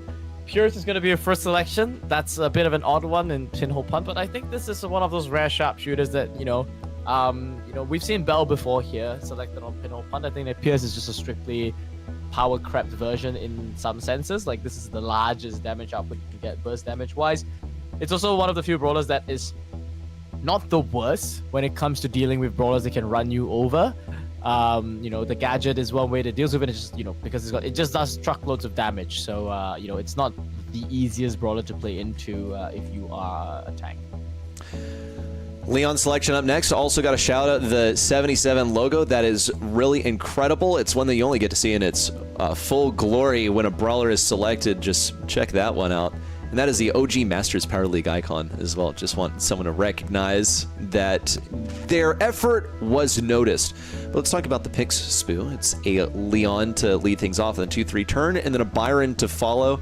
Should be a setup for a final selection over here with that Byron. Also just like a solid sharpshooter that I think generally speaking, has much more of a place here than Pierce. But now the Poco in response. Both teams are getting ready for some tanky business. But what is Ninim's poison of choice? Bull was the first one on my mind just because he's got buffies. But there are other ones to select from as well for 77. He's got buffies. 77. Hyper Buffy! Don't pick Bo. Don't pick Bo. Just don't pick Bo. Okay. What would he be doing here? You said he had buffies. I mean, Nita is fine. Nita is fine. You No, can go tank Nita with or buffies. something. Yeah. Like a Frank or something. Ems also has buffies. But what are you doing in close range versus the Bull? Because Bull's buffies help him get super way faster. And I'm not just talking damage here. I'm talking like the whole enchilada. Like legitimately getting a super for free with one of his buffies. Oh, yeah. That's it's gonna help him get a lot more consistent cycling here. I'm also pretty good against this Poco selection. It's gonna force Poco to have to choose between protective tunes, and I do believe he's gonna be committing to that protective tunes. They don't want to get caught by the M's in hype. They want to be able to just run through that slow and do as much as he can. And as a result, I think M's is not gonna be taking Friend Zoner as his gadget. No pushback from him, because there's no point up against protective tunes. So minor adjustments on both sides. And Ems is going to be the first one to drop here. It's actually going to fall to Pierce, and that's going to yield the donut. The also important donut, not sponsored by Dunkin's, onto Ninim. Ninim have a pretty solid start here on the left side. Oh my goodness, you got to be kidding me. Wide open on the left side. Ooh, but apparently not an opportunity to slot that into the goal. 77 will be able to fire back. It's pass up to Ali on the top side. Is it Ali? Is it Ally? Well, it's certainly his teammate. They'll be working together. However, needs a bit of a moment to recoup. I'm looking at this Ems versus Poco matchup, and I see one that Ems absolutely should be winning, but it seems really oppressive. Though Ali will be able to get this kill on the right side, but cannot move up in a mid just to the sheer damage that he's facing. It's a complete team wipe there on the side of 77. It started to go wrong when this Bull fell, and once again, now going to be jumping into 3 people. The Poco Hypercharge comes out late here. He's still going to be trying to go a run down onto the Leon, but he's got a Hypercharge of his own. The heals are starting to stack up. Ali is coming in there to deal with the damage, pick up on the ball, and just run it down for a touchdown. That's going to be a goal for 77. 77 have 2 hypercharges up their sleeves as well. You'll see a bit of use there out of Ninim clearing any status effects, but I just have to wonder. The status effects were basically just the damage from Byron. We're about to see a whole lot more come in. Here comes an attempt to dash from Bull. The left flank has been left wide open, and here comes what went wrong to clear that ball, but still the damage is too much. 77 clear this one nice and easy. It'll be game number 1 done and dusted. A pretty lightning fast game number 1, I think precipitated by that nice M's last pick. Some of the folks in chat called it out as well immediately when they saw this Poco Bull structure that came together. It was an easy M selection that was left wide open to punish for it. And so now that they figured out the formula, how will Ninim respond? Well, I think this Bull desperately needs to get his super as soon as possible and start, utilizing some of that, chaining potential. That's like the only way to do it. But at the moment, it looks like they are just trying to stay alive. Protective Team is going to be coming out from Poco, protects him from the Byron, but not from the Leon. So he's going to be going down. Jaw just goes into invisibility here, and it's just the beginning of an endless grind. Ball has been retrieved. We finally got half a stun going over. Okay. Oh, wow. Cycling out, and that I enjoy. Huh? That I want to see. Okay, but ran around a little bit. I don't know if Bull knew what was going on. He could have just walked right forward and put that one in the goal, I believe. Decided not to, instead to farm some more KD. Actually overshot the goal there versus posted. Ended up paying the price in blood for it. 77 continue to move up this left side as a pass over to Hab G, who's getting pushed back on the left side. Despite some respectable attempts at dodging, they are not working out for him at all, and Pierce is able to pierce through these walls quite effectively. A hero play from Post, which actually does get him a couple of kills, but leaves this Bull with possession of the ball. If nothing else, it will be a take of mid. 77 have a couple of brawlers here with the proper supers and utility to hold on to control, even as Ninim responds. The M's Hypercharge is going to be the win condition. That's going to be their little battering ram to get in there, which is why Spearow is trying to take him out of the equation. Here he succeeds, goes straight for the Byron next, but couldn't really get the chain super off. Now we've got a Leon on the prowl, and with no bull to protect, at least Pierce is still on the job. So at the very least, Ninim will be able to survive this M's Hypercharge and get a nice reset. They still do need to, get back their utility both on the bull and the Poco to get any chance in this game. It's going to be 77 in a 2v3, trying to hold on to control. Ninim, though, are hanging back so far. What went wrong? Really wanted to stay and heal all the way up to full, even though I don't feel like he really needed to. Could have gotten up in people's faces and gotten his super. The Ems is also a pretty big issue for him. It's just like not a winning matchup, but at least Bull can be the spearhead of the charge. He's lacking on HP and doesn't really have the assistance. He didn't keep the proper distance from Ems either, as he got caught up in the caustic charisma. Down come the walls. This is the opportunity for 77 to truly capitalize on, and it's only going to be one opportunity for Spearow to make this work. He has the hypercharge, he has a super, but he doesn't have the HP to stay alive. Ali strafes right back into that final shot from Pierce, and Ninim will find an offensive opportunity coming off of this defense. Holy taps there by the Pierce to keep this game alive for the side of Ninim. Now in ball possession. We've got Bull just basically literally being the quarterback here, holding on to this ball, but not really contributing to this. And Pierce just continues to just lay in the hurt on the side of 77. One by one, they are being picked off. Post 77 not landing a single shot in the last 5 shots that I've seen. Finally connects one onto the Pierce, but the superior sharpshooter has certainly been identified here. He is going to be going down here, though. 10 seconds left on the clock. Spearow still not too sure about what to do with the ball. He's just holding on to it for dear life. Just passes it over to his teammate, and that's going to be the first tie in the road to Brawl Cup. What an indecisive game. It was very indecisive. I saw a ball hog. You saw a quarterback, and I just saw someone who wouldn't let it go, wouldn't reposition to try and get some abilities there, because you have to let go of the ball at some point. Even a bull, and you could, speak to one of the greatest bull players in the world. You could speak to Pika and ask about it, and he would be like, what is the guy doing? Because I think the move there is to weave your way into close range and just try and get a little damage at max range, or be cool with taking damage yourself, because at least it gets you closer to your super with that tank trade. This is much more promising, though.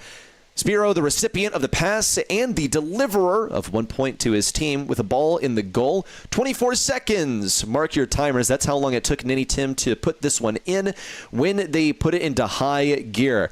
They're going to attempt to do it once again. They're only facing a 3v2. Post is going to get some respectable damage here, but what went wrong easily goes through. Spearow, though, was quite indecisive because of that. Yeah, just like easy walk through. It looks like they woke up. The bull did. If we have stats for just that game, I'm willing to bet he literally didn't do damage. Literally held the ball. You say quarterback, I say running back, man. He just holds on to it and won't let go. But it's his job, right? And it was what went wrong on the Poco, and it's Pierce that's just landing so many of these shots. Now, once again, this Poco just pops the protective tunes and they just run it down. Now, Bull finally contributing to the assault. Gets 1 kill, but the ball control has been lost to the Leon, so they should be able to survive this push. It's just Byron, though, that's left to defend. Pierce is now have to pass the ball over. They get the wall break over, passes over to the Bull, and that's a nice execution from Ninim. They have woken up. Yeah, at a point you, I think, realize that, oh my goodness, well, that's going to be quite an attempt. It's not going to go anywhere. And I was ready to say that Ems was going to win this. HabG, there it is. Could be a walkthrough. It's going to be a pretty respectable. Oh my gosh, that's incredible. I can't believe what we just watched. The trick shot to finish that off. And Ninim will secure the set. That threw me out of my chair, as we have seen 1-2-0 after the next. We're finally blessed with a trick shot, and we have something worthy of a replay. Let's talk about it, Sfu, as we get into the stats, too. This moment right here, the trick shot that barely got around the left side, and maybe a little bit of movement that you see somewhere else on the screen. Yo, don't tell on me. I was just way too excited, is all. We'll head over to the stats and get a look at how this one went. 3 goals from the Bull, and we saw every single one of them. We celebrated them, and we regarded them as pretty much, oh, it looks like they remember that they can walk in a straight line because they have a comp that is tailored for that. My word. Okay. Let's give it to the MVP where the MVP is deserving, right? Like, we talk about the Pokemon, we talk about the Bull, but look at this man that has 183,000 damage, and he's a sharpshooter, by the way. This is a brawler that doesn't shoot P. This is a brawler that shoots real live bullets, and these are colliding to the entirety of 77. I expected Ems to be the major damage dealer. I expected to see more of Leon, you know, take the charges, cycle a million supers, and just make it an absolute hell for the Ninim. But I reckon that in the majority of those, you know, mid-scuffles, mid-team fights that happened to fight for the donut, it was just Pierce landing shot after shot after shot and opening it up for the rest of the team to just do their stuff. And that works. I mean, it's new age. It's a bit of the new and a bit of the old. Like, a Bell wouldn't be able to do this. This is a Pierce. Gosh, just the sheer damage that he churned out was crucial. I still want to say, however, that all that damage was farmed up in a period where Ninim were not aware of the fact that they could pretty much run in a straight line. You have a healer at your back. You have a Bull. I mean, like, give it a shot. I think Spearow was giving too much respect to the opponents here. Because, yes, you're facing an Ems, but you know what Ems needs to be effective? She needs range. She needs you to be in a specific area of that cone of her attack. She needs you to be hit by numerous hairspray, like, globules. So if you can close in close range, then you're fine, man. You can still run her down. And Ninim seemed to have no issues doing that. They were finally able to play around the geography just a little bit. So, 77, what do you do in this situation? You, I think, have to be aware that, like, oh, wow, this comp was way stronger than ours. We only got a win here because Ninim didn't realize that they could win the set by simply running straight at us and winning on the matchups. It's not something they want to let happen on Shooting Star. Thankfully, Shooting Star is generally a mechanical map. We're going to be heading there next. We're still waiting on those bans to come in.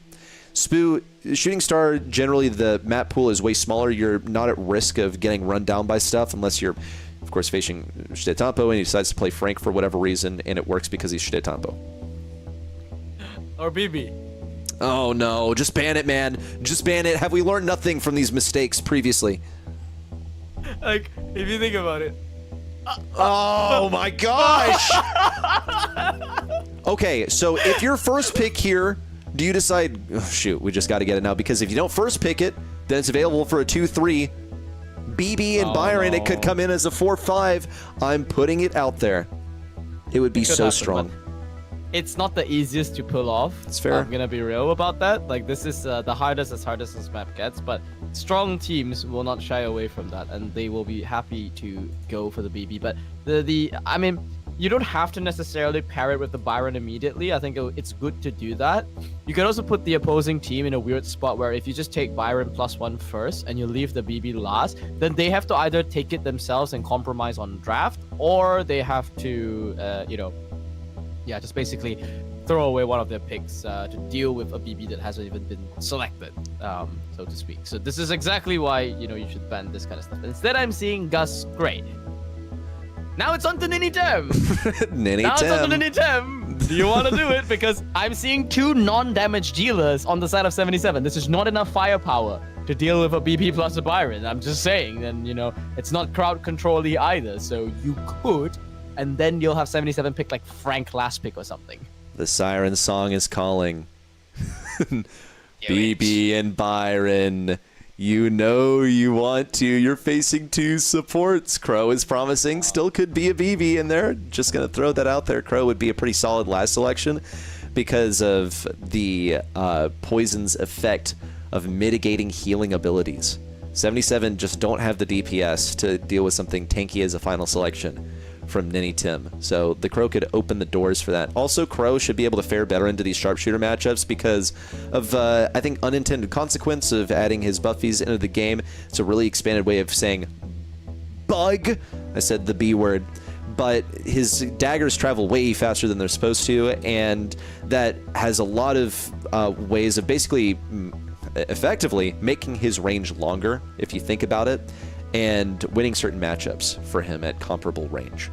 Bell, final selection from Ninim. I'm curious how this is going to work out. Byron, it's just going to be a long-range brawler. No one had the guts to go for an assassin or go for BB, interestingly enough.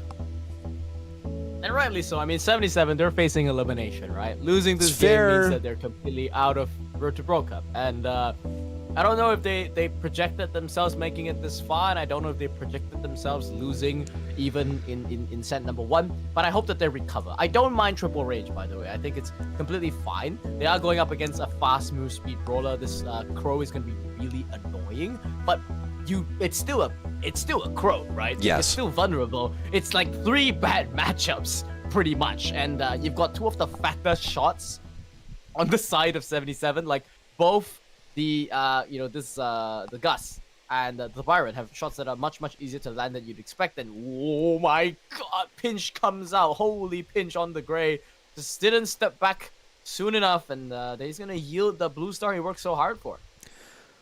Does hurt. The peep could hurt a little bit more. It's probably going to bump Byron forward, but there was no one on the scene to deal with that. Yeah, a single shot from Bell would have taken him down. Bell is still playing it nice and mean on this lane. 2 nest eggs inside of that bush, if anyone dares to advance forward in the later stages, means for Ninim that they'll have an even safer retreat into this back right, but they're still going to have to peek around the wall in close quarters, and it will leave them exposed to having a Byron super chucked over the wall, so it's not really the safest in the world. That is a missed mark for Bell. It's not the end of the world also, but it would have been very beneficial to have that on their side, and she'll be presented with other opportunities. Nice hook there from Gray, and the follow-up from Ally as he's able to retreat now, the use of his super. Habg trying to get out of there and intelligently holds on to his super. Whoa, okay. And the peep manages to, I suppose, not find its target, crashes and burns in the back right as it narrowly missed Habg and post. 3-2 in stars, and it's nice that Habg didn't have to waste his super there to escape, because now he can, save it for some offensive last-minute plays. It's always nice to have this on board, especially up against matchups like Nani, where, after he's wasted 1 or 2 shots, you can just jump in and just auto-aim him down. This might be something he wants to do here, but with only 13 seconds left, he doesn't really want to do a throw here. Throws out the Walking Cane. That doesn't really connect. It just, went into Oblivion. Spiro is holding his final jump, going to be going straight on the Byron. Gets the kill, but there it is. Habg with the immediate return kill. That's what we're talking about. That's how you use it defensively. Kudos to 77. Played the defense absolutely formulaically, but it is to be expected. This also is showing promise of actually going to set 3, unlike legitimately a single other game that we have seen in the group stage. So I suppose we are saving the closest match for last. Both teams facing elimination here. Ninim, if they'd gotten that win right there, they would have been a match point, just 1 game shy of advancing on to the next stage. But 77 are threatening that position quite aggressively and nice and consistently as well. They had that blue star off of the beginning. Habg felt secure in securing it a second time. And Ninim will have to push up a little bit more than they're comfortable with. You see what went wrong on the right side. Oh, that's a pretty nice shot right there. Here comes the peep around. Habg wants to tank it. It's going to be around the world. A little bit of damage onto Habg, and no kill just yet. That's interesting to actually use the peep there, try and get kills instead of trying to open up the map a little bit more. Typically, once you get that spawn trap into play, you see this 1 4x4 that the Nani's just slapping, the 2x2 I mean, that this Byron's hiding behind. That's the wall you want to actually bring down, because contrary to belief, I mean, when you're behind, you got to create opportunities, right? You might think that opening up the map makes it harder to push in. It makes it equally, more dangerous for the enemy as well. It gives opportunities for Spiro to actually walk up and there's nowhere to hide, for example. And in this case right now, as long as this Byron remains safe, I don't know if they're going to go for the wall break. Okay, so kind of half effort on the wall break there, but this is good enough. This is good enough for them to break in.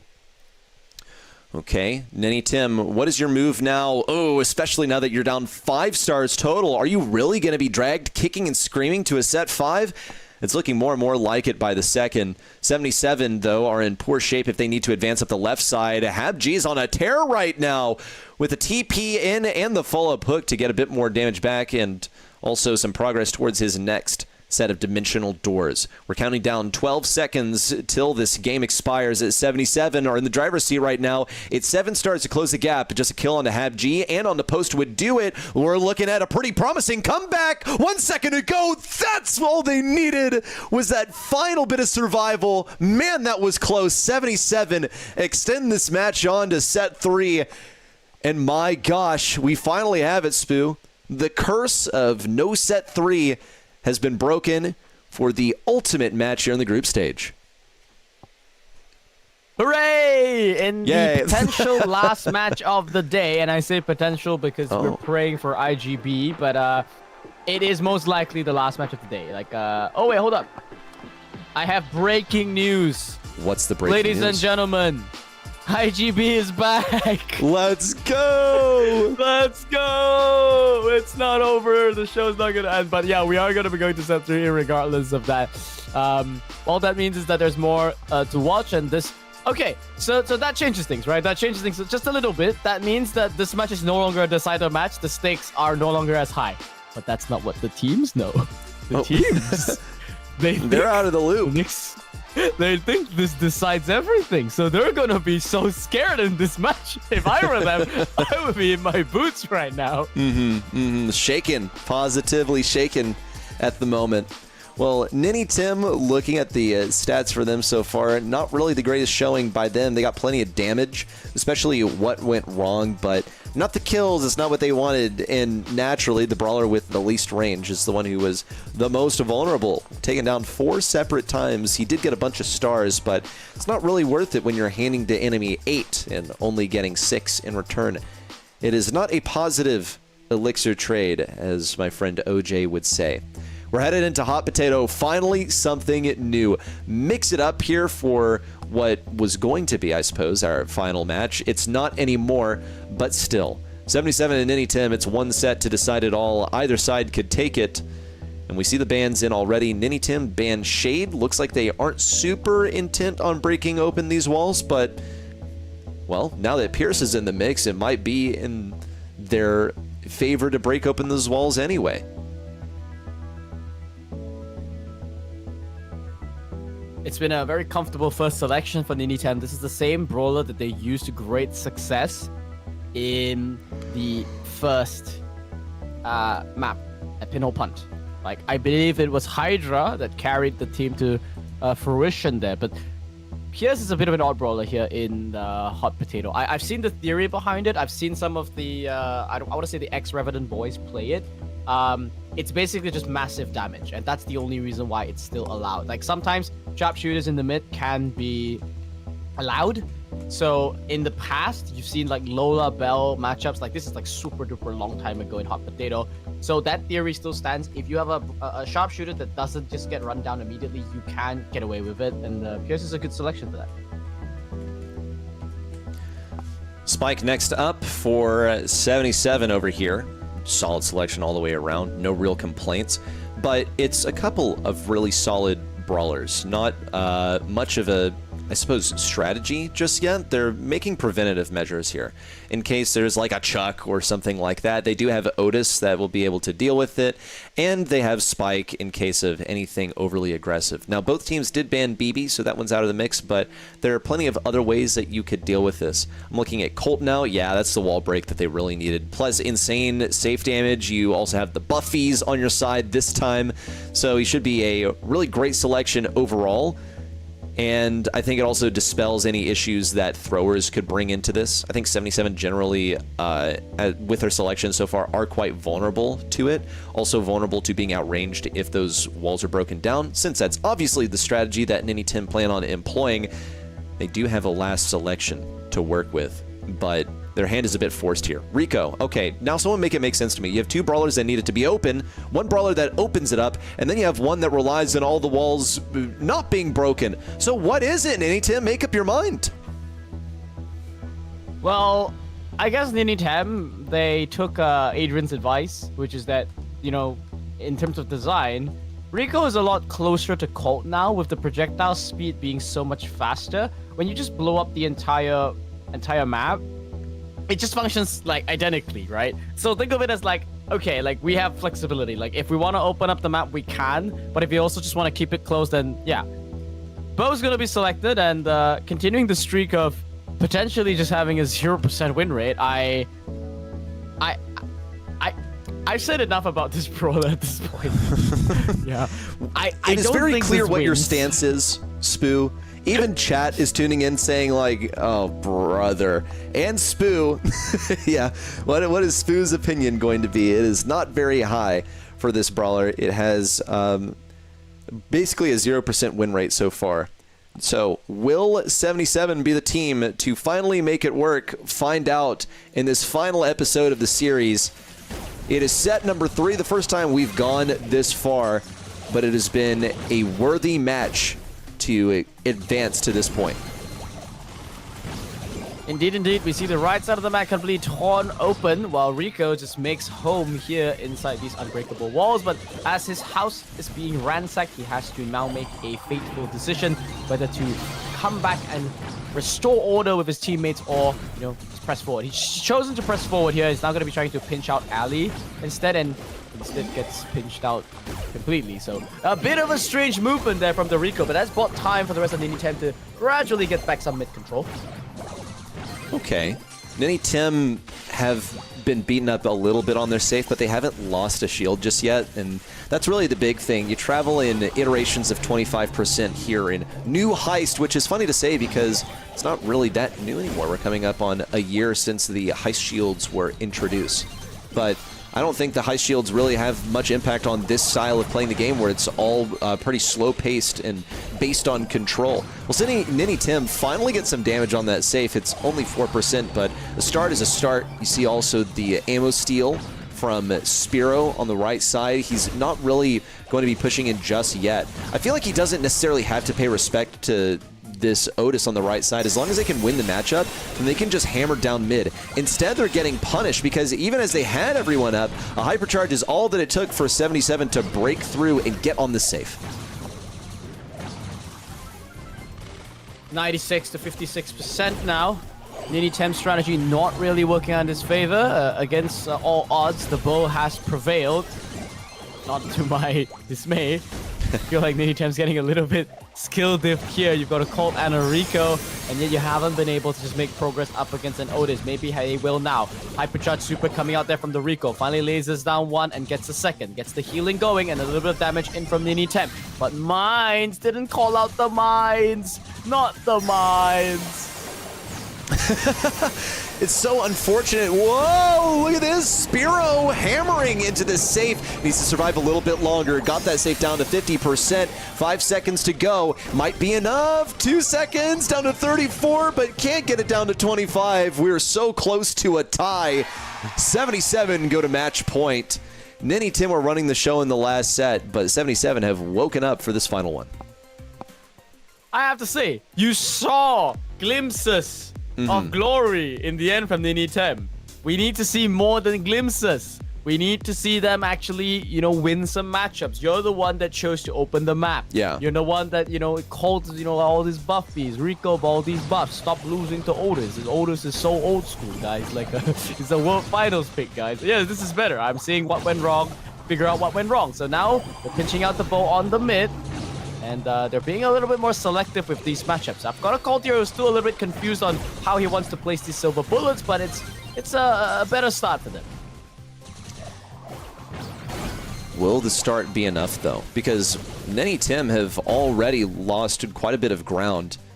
They've lost a bit of percentage off their safe so far. It's 11% down. 77 attempting to hold on to this left side. A laser beam out from what went wrong on the left. And another kill on the right side. It's quite difficult for Hydra to make it through mid when he doesn't have the wall break on his side. It is a bit of a slow burn. Takes Colt some time to break all these open. Another silver bullet fired down at Ali for a bit of an ammo steal. This super also should be promising. Is it going to be used for damage? Is it going to be used for wall break, or a little bit of both? I feel like the opportunities are there, but doesn't really seem like he wants to use it to break down the walls. Didn't want to use it for a kill either, just on the safe. I guess it's fine though, because Ninim have now gotten some damage on that safe, but they're still trailing 77 pretty seriously. Wonder when they'll figure out that Colt's not supposed to be on defense, you know? It's actually chill to just leave Pierce on defense up against the Otis. And to be honest, it's also just fair to just put all 3 brawlers on offense, because Ninim, if you do the math, once the defense from 77 is cracked, we already saw what could happen. It's just a complete decimation. But here, map finally gets opened up. It's by the mines. Scrappy team fight happens. Hypercharge is wasted. And Ninim have 30 seconds left. They finally got the ideal game state. Will Pierce trip the last mine? Let's find out. Okay, Pierce, we've got eyes on you to walk over that mine. Meanwhile, by the way, Ninim have to do some defense. It's fine, just trade it out. But still, they've got some work to do. 20 seconds remain. What went wrong gets some pretty serious damage in there. And even more with the use of that super. Actually really well aimed. Hypercharge out now. And Sparrow just needs the damage. But now the defense is a little bit lacking. Here comes Spike to set this down to 33%. 4% differential. It's growing by the second. 2 seconds to go. No super, no nothing. 77 hang on by a width of only 6%. And while it may be an inconsequential match now, it puts 77 in a much more comfortable position to advance to the next stage through the top 2 in their group. Congratulations to 77. Pulled it together in the last second and have made me. You can hear the sarcasm. Disappointment in my voice, right? The sarcasm. Do you know where that's coming from? It's coming from the fact that a certain brawler finally won. Bo. And I swear it wasn't even the best pick there. Well, but I am such a hater, it was the most performant pick. I'm just gonna throw it out there that he was the most effective defender on his team. He had the most kills, didn't have the most safe damage, but you know, it's not really his job because he was on defense most of the time. Also, I think that a huge factor leading to the success of Bo there was what seemed to be a lack of team comms for Ninim, because if you see the number of times that they walked over a mine, I watched Sparrow walk into one and then on his way to escape it, walked into another and got hit by both anyway. Speaking of Sparrow, really rough one for him. It seems in many situations he just found himself in bad matchups, just like trying to flesh out positions that were kind of unnecessary. I remember much of game 1 was spent attempting to hit an Otis that was hiding behind an Indestructible on the far right lane. Now, as Colt, you out DPS Otis on the safe, so can you not just ignore him and try and go down the mid lane? That's just my opinion. Also, like, being really conservative with the supers at times. I feel like you just had to be ready to move. You had to be ready to commit. If you're the brawler on the team that's supposed to be getting the DPS on the enemy side, you cannot be focused on individual 1v1 brawler fights. 100% agree.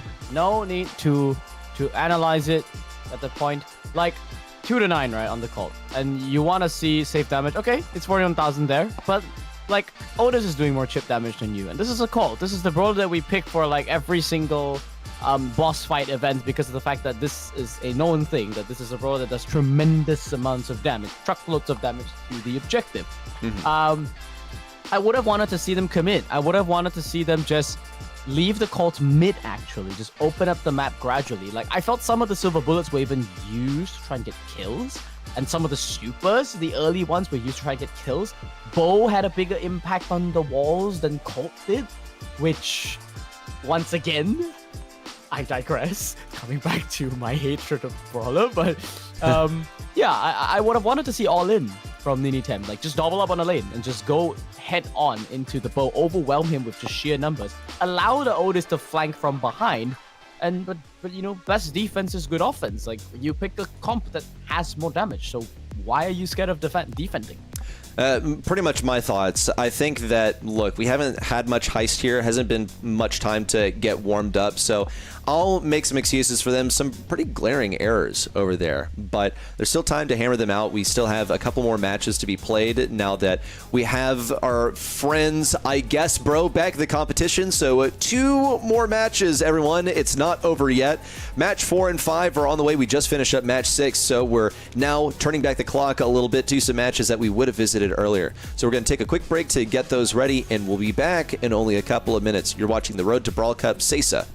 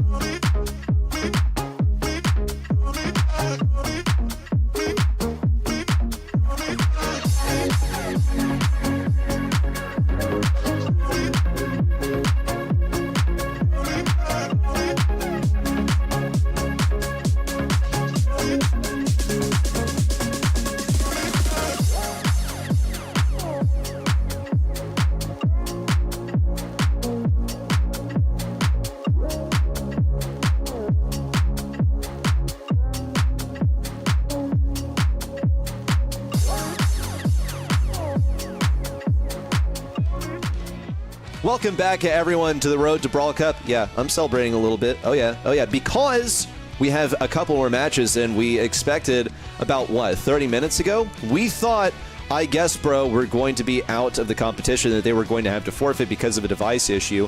And instead, hey, guess what? They managed to get back operational before we were able to finish the match that came right after them, 77 versus Ninim. So we're going to be visiting those matches. Starting off will be Ninim versus I Guess Bro.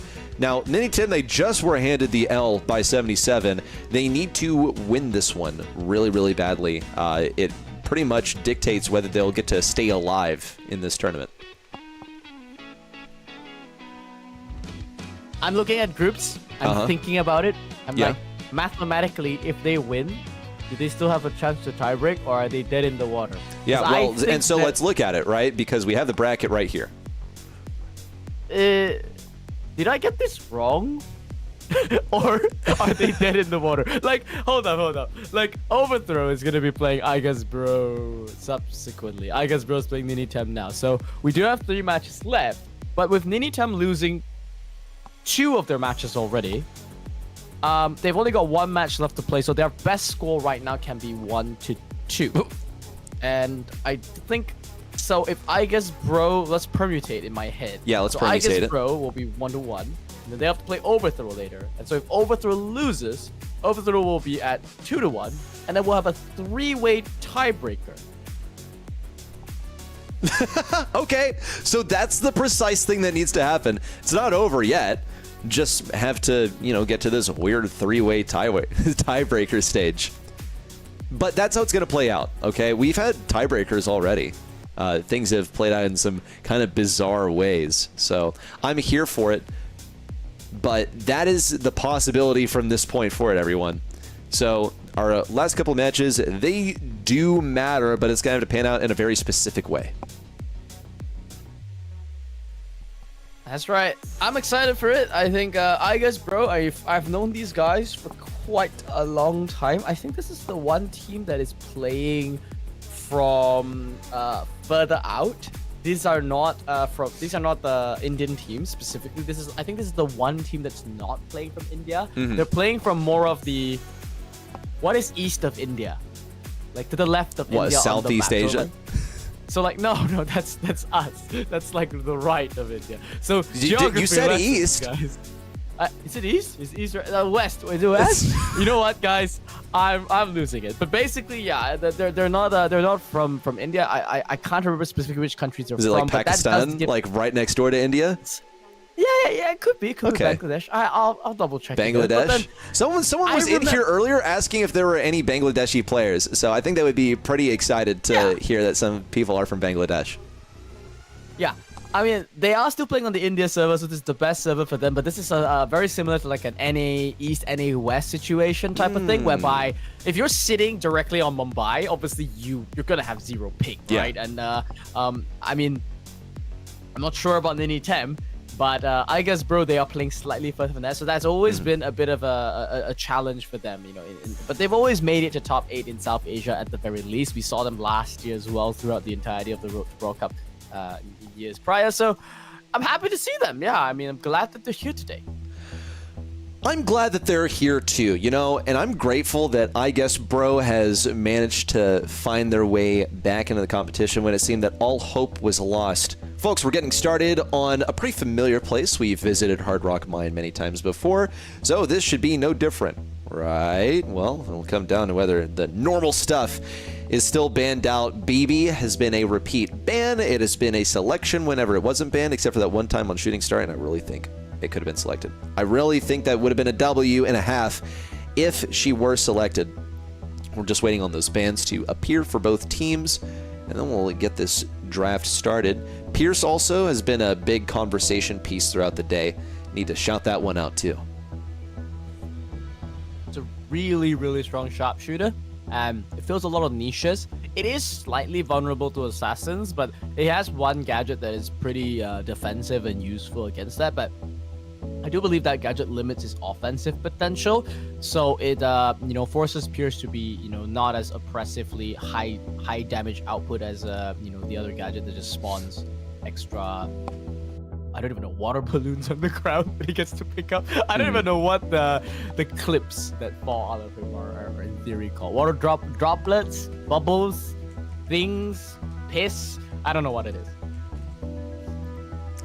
Okay, well, we're waiting on them to get into draft. It looked like they were in draft, but I think maybe someone might have dodged because we're not getting their information, so we're going to just wait a little bit. We heard about device issues. This one was a game crash, so welcome to the Ready, Set, and Spoo podcast. I am, of course, your host, Ready, Set. To my left is my wonderful friend Spoo, and today's topic, what on earth is going on with BB?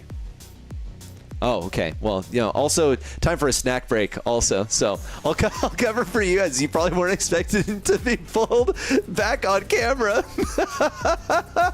As look, folks, we are several hours into the broadcast, and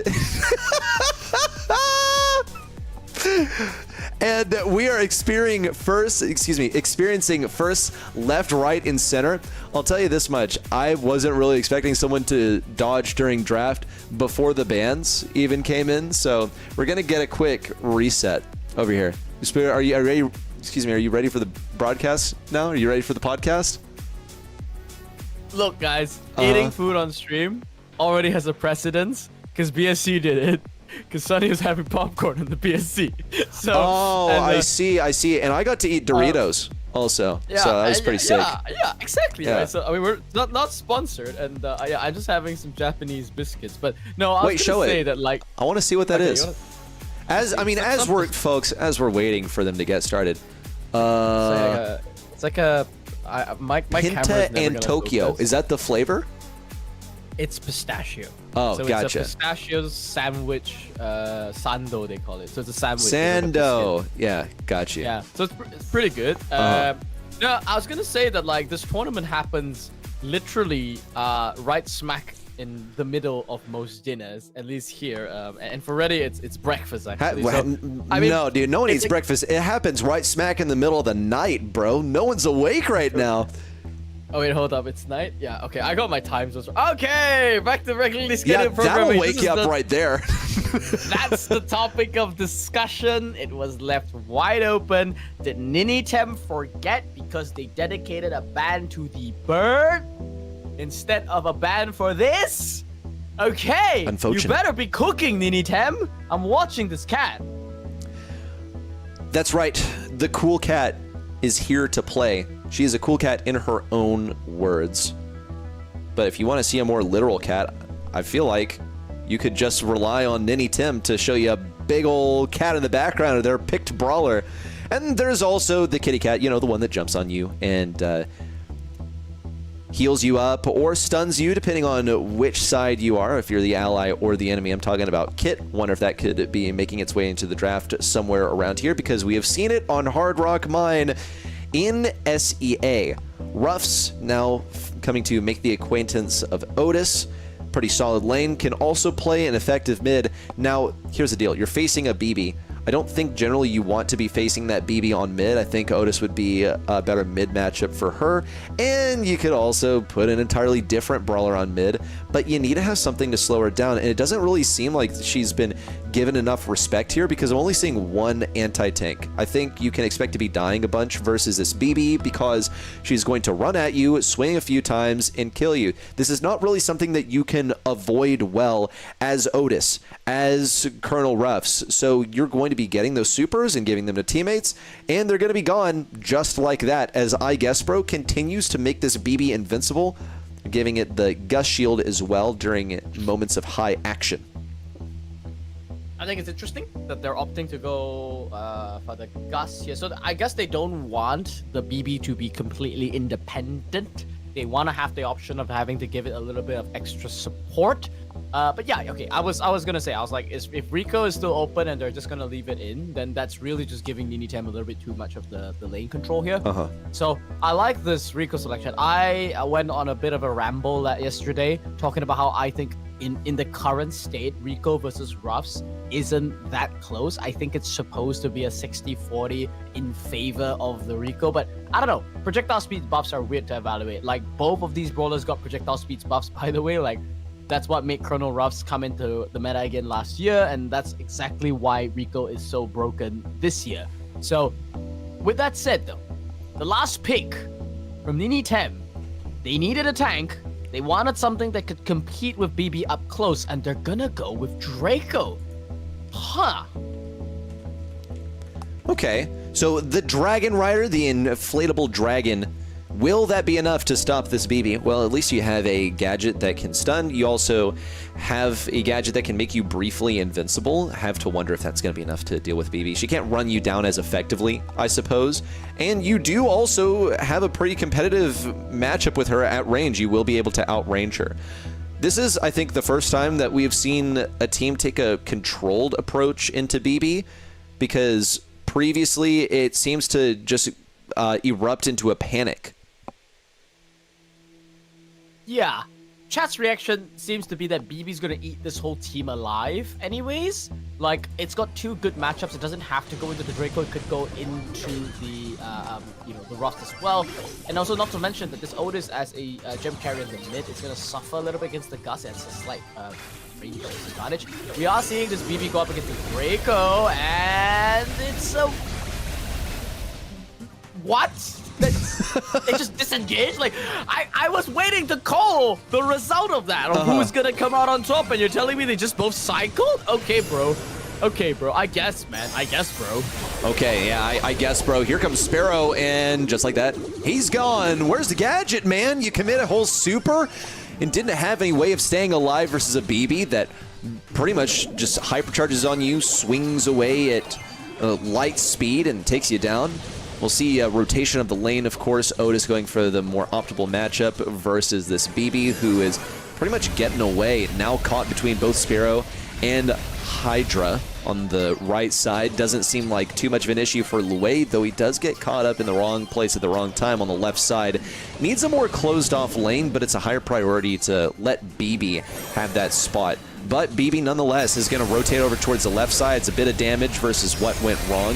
With the damage gear, was nearly enough to one-shot him, and now all kinds of stuff flying everywhere. Luay with massive damage, but still manages to, I guess, get taken down. I was waiting for him to get the interruption on Sparrow, but he somehow stayed alive. It's 10 gems for Ninim as they go for this retreat. Not enough time for, I guess, bro, to wait around for the next gem spawn. That was an insane level of dodging that's coming out there from Sparrow, and, big fumble there from the side of, I guess, bro. Oh my god, I thought Sparrow was gonna fall at least 10 times in that interaction, but he just managed to just survive every single, bit of damage that was thrown his way. Found the little sweet spot between the ricochet and just, didn't tank any of that damage. Meanwhile, Colonel Ruffs just pushed up at a nice opportune time. Got the nice pick there on the Gus to, protect him, and lasted long enough. But that could have ended really, really badly on the side of Ninim. But wow, actually worked out. It did, and I guess bro has been like such a big question mark. I'm not really sure who's favored to win this matchup, but just based on the response from Ninim, it's actually been really controlled, really, really calm in their selection of Draco, I think, is part of the evidence of it, but just their gameplay in game number 1 has served to further bolster that point. We'll see Sparrow attempt to push Gus, now flanked by BB on the right side and Luay on the left. It's not looking too hot. Has to pop the gadget just to stay alive for a little bit longer. And someone explain, BB's getting double knockback now. It really sucks to be thrown around like that. And we even saw Hydra on the receiving end of it as he was knocked back twice into Luay. Couldn't get his shot off because even he has a windup on his attack. All those gems in spawn, it's a really simple decision. Just let the dog pick him up. He's going to be pretty much the safest brawler to have him on. But you saw, I guess, bro, had some ideas. They wanted to get it for themselves. You see they're trying to spawn trap Ninim. It's one of the best positions you can be in on this map. 1, 2, third bubble coming for vengeance. A full team wipe for the hypercharged, buffed up BB. Oh my god, someone needs to get this to stop. I mean, that's so much value he's getting from one Buffy. Rico just gonna be stopping this completely, a hypercharge for him. He's trying to tell the world that, hey guys, I've got a hypercharge too. We got a Draco hypercharge going down here, but it doesn't really amount to much. I guess bro is already way too deep inside their base. They've got 10 gems, retreating safe and sound, but it was all set up by a brawler with a purple button. First and that pick. Purple, a first pick, by the way. Yeah, indeed. It's a first pick of the brawler, and it somehow isn't addressed. Like, there's just no way to stop it. I feel like it kind of was addressed. You have one anti-tank. You also have Draco, who in theory could have a fighting chance against her.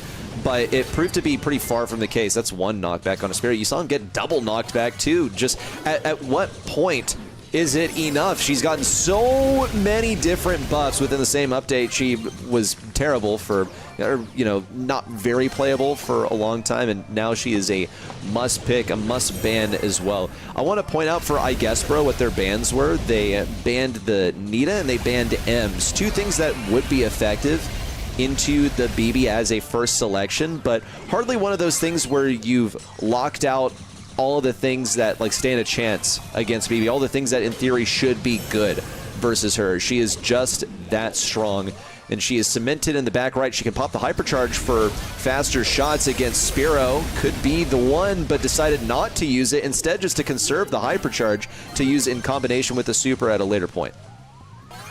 Instead, it's going to be a hypercharge from the Draco that was committed. Managed to get the kill and the cycle on top of that. Otherwise, his BB would still be at large. He's going to maintain that hypercharge at the moment. Not going to be using it. Still misses the lifesteal at the up team type. Draco's going to be able to win this matchup.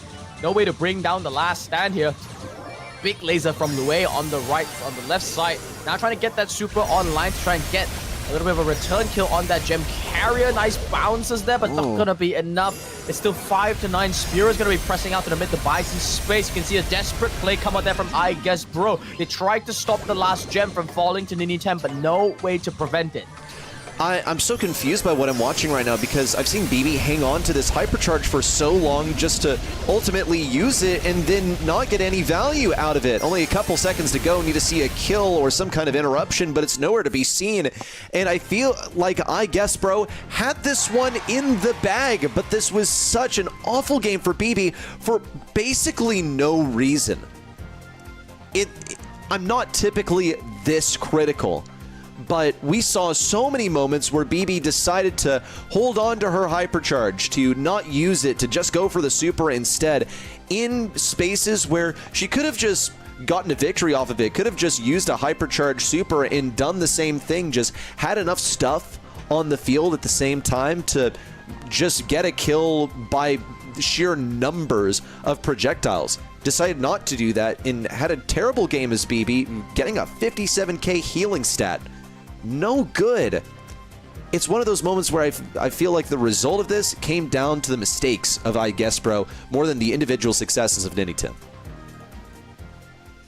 I mean, as we like to say it, they capitalized, and in this case, mechanically, I think that's something you gotta think about, right? Like, they did put in effort. I think I have to give kudos to Spearow. He was baiting out the BB gadgets and you know, taking the deaths and, you know, saving the gadgets appropriately when he felt that the matchup was not winnable. But okay, so BB does not have a 100% win rate in the RTBC anymore. We're gonna have to move on to out in the open. Different setup now from I Guess Bro, but it ends up being more or less the same. You see double wall breaks being banned up by Ninim, and Angelo is left wide open. Now, okay, so this Gray, if it's taking Grand Piano, is indeed another wall break that can be added into the mix. They're gonna set up the Byron as well. They can lean back into that BB as a last pick if they want to, assuming I Guess Bro doesn't have ideas of their own. I think that is probably the move anyway. I expect in Ninim they're going to want to get aggressive with this Gray, maybe create a TP forward for the BB. This could be the moment. No BB here either. Just Jean and Gus. Gus is going to be nice and defensive. You have a couple of supports on this team, though Jean is just so good for scouting out the positions of opponents, and that is where Angelo is going to profit by finding those targets and then hitting them with 4K arrows. Now, it's not going to be as effective versus Gray. Of course, if he's on max HP and he hasn't been damaged, then he should be fine. Whoa! Make it make sense, man. So are they just gonna play for the Doug hypercharge and then send in Gray to get all the DPS? I mean, that's definitely a play. It's a target that you don't want to pull. This one's out of left field though, Spoo. Like, this is a huge idea right here. Okay, so I'm not saying it's a great one. It's just big. It is big. I mean, they are playing for late game, and they're basically saying that we're gonna dodge all of Dark's attacks throughout the entire game. They're not really respecting the fact that Angelo's super also does mitigate a little bit of healing. It has a similar effect to Pro in that regard, to a lesser degree, I believe. But yeah, this is their plan. They're gonna take intentional damage, maybe even get a pick off. Okay, It's pretty close. big pull there from Spiro. It was so close, and that's enough for them to just say, okay, guys, actually, we're going on the offensive. Like, let's just use Byron Doug as a battery to keep this Byron going. So Byron is the long-range damage dealer, and Doug is literally... Yeah, this is such an interesting way to play this comp. Okay, but they are stuck together as a clump, so they're going to be hit by a bunch of damage. That was a pretty nice idea right there also. Ooh, they yanked through, didn't even create a passage into mid. That was pretty nice there for my guess, bro, but it was a swift escape from Ninim as soon as they found themselves on the other side. The TP back looked promising, and here's their re-entry. Whoa, you can't be standing that close to a teleport exit. What are you doing, Gus? It leaves them down the man, and versus something so tanky, it's just not winnable for them. You'll see Hydra push in on the right side. He's got a res if he really wants it. Lue even went for the bump away. No good. It's going to be even more damage tanking over here. Now, this is actually really good for I Guess Bro. They have the Angelo Hypercharge now in just the second round, and that probably spells like a pick in the early stages. Hypercharge Super could be the moment for what went wrong to be taken down with the 4K, and look at that. Didn't even take a Hypercharge to make it work. And a teleport to pretty much nowhere. You saw the Doug Hypercharge, and it had absolutely no effect. Because I Guess Bro, we're in a completely different area. The way that this was played by Ninim Spoo, it's the equivalent of just like firing a Mandy super at the enemy side and praying that people are walking through that causeway, but your time is completely off. I mean, this is not possible for the Duck to win anymore, in theory, unless either one of these members on I Guess Bro decide. And by the way, they're fully hypercharged as well, so unless there's an Omega charge that's worth charging for, you know, this is really just... They need to take down this Doug as soon as possible, because he's the one that's actually charging super here. Okay, it finally gets the takedown there. But yeah, I agree with you. Like, that was very poorly executed. I think very overzealous from them. Not necessary. Like, they could have stuck to the original plan from game number 1, and it would have worked. And this time now they have double hypercharges online, but they're missing the one that they really need, Dugs. Yeah, well, here comes the Doug Hyper, teleport forward, and there's one, there's two, the Hypercharge cycling, whoa! What a speed run through round number 3. Ninim, calm down, it's a marathon, not a race. You can go to set 3 and win there, but now they're at match point, and I wasn't even ready for that one. That was so ridiculously fast. You have a replay on that? No replay on that one. You guys are just gonna... Too quick! You're gonna have to clip it yourselves, guys. Like, yeah. Hold up. How did he get 3 TPs? Like, do you get supercharge off the Doug damage? Is that the interaction? I've never seen that happen. That was nuts. If it is, that's the craziest thing ever. Wow, they're just letting them... They're literally... Dude, they're literally... Look at this. They're literally feeding the Gray and just healing him. Look at this. Look, there's not enough damage. They know. They've done the math. Oh, it's so chalked. God. Look at them retreating all the way to the enemy side just so they can get into the poison. They're hoping to get some pot shots along the way. Like, if Angelo can get a hyper, that would be absolutely huge. It would allow him to take down the Byron early. It's how they won round 2 of game number 1. That's going to be a hypercharge for Gus as well. But there you go. Look, they have it. Ready, you fed the Doug hyper, and the Gray has a TP. Are they going to use the jump pad again? You got to be kidding me. No, it's every one of them. Oh my gosh, here it comes. The Death Squad TP in. No, only a brief takedown onto Spiro. Hypercharge now coming out from I Guess Bro. It'll be a pretty significant poison onto Ninim, but they're getting healed up at the same time. But it looks like they're running out of gas. Okay. So big damage is coming in. Big pull there onto Spear as well, but he's been resurrected once again by the Doug. He's going to be keeping in to go on offensive play on his own. Turn his back on the way. No shield from Roni. And he's going to be pulled in. And a spectacular finish there from Ninim. Mathematically, they may be out of the road to Brawl Cup, but they have certainly won our hearts with this comp. They're staring at Dark over the water. They're saying, yeah, you can hit Spearow for the rest of this game. Yeah, flex that match. Reno pin. Dark says, I've had enough. I'm going to try and put the poison on the whole team instead. This is BM and a testament to how many words Spoo can spit before we finish the game and we finally get the Hydra gets the kill. Ninim, well done, good sir, because that is a comp I'm going to be stealing for my next YouTube video. It is going in YouTube Shorts, that one, because how unexpected to utilize that strategy. Actually, thanks for the idea, Spoo. I think I'll be putting that in a YouTube Short, and I'll be like making a skull edit out of it or something. Look at Spearow with all the damage in the world. So what am I not understanding about how the Doug Hypercharge works? Does it restore your super, like when Doug deals damage on your behalf? Because Spearow got his super back really quickly, chained it all together. Just ridiculous. I guess bro got a single round victory along the way. Yeah. That puts Ninim at 1-2, and I do believe that puts, I guess, Bro, ironically, now they should also be 0-2. So, in theory, mathematically, we're done. The last match has no consequence. The big bowl of nothing. I mean, surely the show must go on. Are we ready for the most unserious match? I mean, it comes down to whether the players will actually play. They will. I can tell you that. I mean, this is okay. So I'll be real with you here. This is the downside of group stage, which is that sometimes this can happen, and especially when you reach the tail end of your games, it's normal that you know, you end up just having basically a match that only affects your personal feelings and nothing else. Like, you can walk away saying that, like, hey, I pulled off Dark Grey in an official comp. Like, yeah, that's basically as best as you can do. And yeah, I mean, I'm happy for Ninim here. Unfortunately, I do believe that they are mathematically out. They will not be able to qualify for the next rounds, but that was still a wonderful match to watch.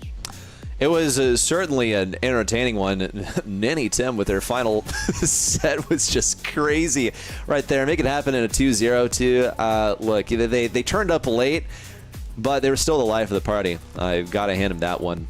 So, unfortunate outcome for Ninim in spite of their efforts, but I guess we're just going to move forward and press on with the final match, even though it actually doesn't mean anything. It's like you said, Spoo, like this is a consequence of group stage, but we're going to have that one for you in a brief moment, everyone. We're going to be going to a quick break before we move on with the day. So we're looking forward to seeing you on the other side of this break.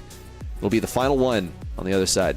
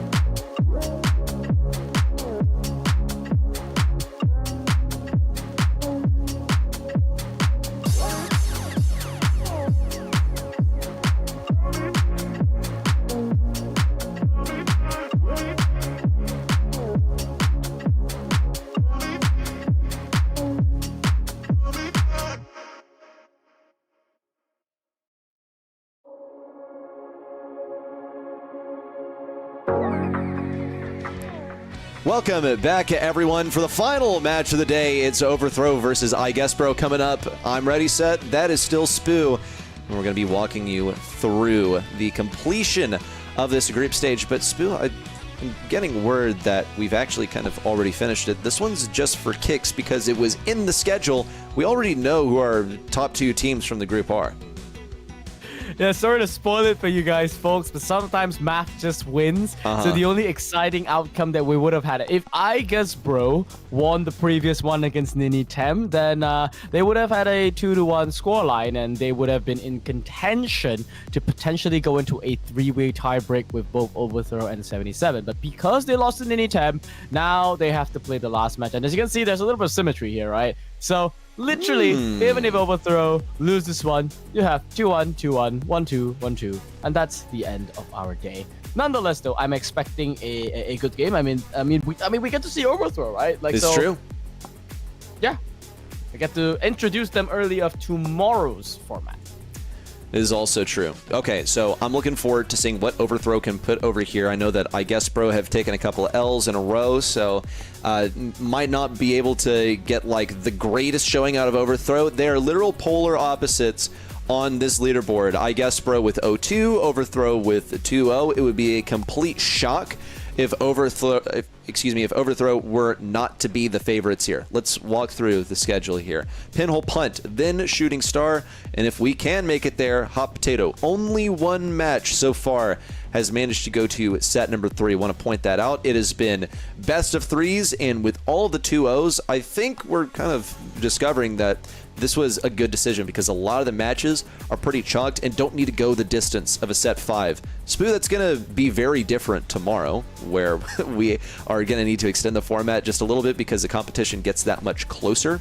But I digress. Let's move into draft. Overthrow and I Guess Bro have already been at it while we've been introing their match. 3 picks have come in already. The first pick of Spike. Also, note the bans. BB banned out by I Guess Bro. Overthrow actually left it open. They were not afraid of it. They wanted to embrace it and get it for themselves. They decided to lead with Spike. They've got another Buffy brawler on their side. And I Guess Bro will be piloting the Leon, another buffied brawler. And, of course, a Gus to support it. Indeed, indeed. It's going to be a lightning fast draft for both of these teams as we blitz through already now at the 4-5 turn. We've got this Crow, we've got Frank joining the fray on the side of Overthrow. It's just 3 Buffy brawlers, right? Up against I Guess Bro. They've got Leon with the latest Buffies, but nothing else so far. They do need a little bit of anti-tank action to come in and help out against that. Frank wouldn't mind, let's say, an Ams or a Nita to come in. Ams is banned out, though, so I think some of the best options are taken out. They need massive damage to do with the Frank. I don't expect anything else. Mo gonna be the answer here? I Guess Bro. Okay, sure. Yeah, and I think you'll be able to get some supers off the Frank. I think the damage is dubious. You should be able also to super the Crow, I guess, as long as he doesn't have a super to get away. Spike is going to be less than ideal, pretty much always going to be bringing the little, cactus shot to the party. You can see that he's actually still on life plant, so that one is a little bit odd to me, but we'll see if he changes it or if he decides it's really that worth it into Gus and Leon. Do they have enough damage? And do they have the ability to contest the donut? I think I Guess Bro, their way to do it is just land shots pretty much, whereas Overthrow are the ones that's gonna have to throw, just literally, they're gonna have to sacrifice their big bad Frank to get some control in the mid. That's gonna allow Dark now, trying to get the last shot onto Valiant, actually getting the assassination to Lue. He didn't want to pop the super, and Valiant's gonna be going for another jump play, double kill for him. And now it's a 1v1. Reset back in the mid. Okay, Mo thinks he can go up against Frank. No good. Does not work. I'm trying to think of matchups where Mo could survive, and I'm really only coming up with Crow, but even then, Crow's going to be able to keep the distance from Mo. We'll see the pass up to Crow, and there was an opportunity to move forward, I think, but it was a better decision to just regroup with the team, let Raw soak up all the damage, bounce past that. Didn't look intentional, but it's fine. They still put that one across the line. Overthrow has 1 point so far. I guess Bro are pretty much cowering at the moment. It's a jump from Valiant. Should be 1 kill, a super all the way out to left field. Where is that going? Well, the returning of those hypercharged daggers helps as an open goal for Valiant to put it through, but that was a really messy finish. That was so scrappy, but now I'm starting to see the strength here come out there from Overthrow. This might be the reason why they are, known as the second seed of SA. I do believe that they qualified as a pretty high seed as well inside their group. I am seeing the difference. Like, the snappiness in their play is fast. The communication definitely is good as well. I mean, communication, but maybe the play not, entirely in tune. That pass definitely could have been better, but they still got the job done. Now they're just gonna run over, I guess, Bro, pass it over to Valiant, and that's... Okay. We didn't even get it.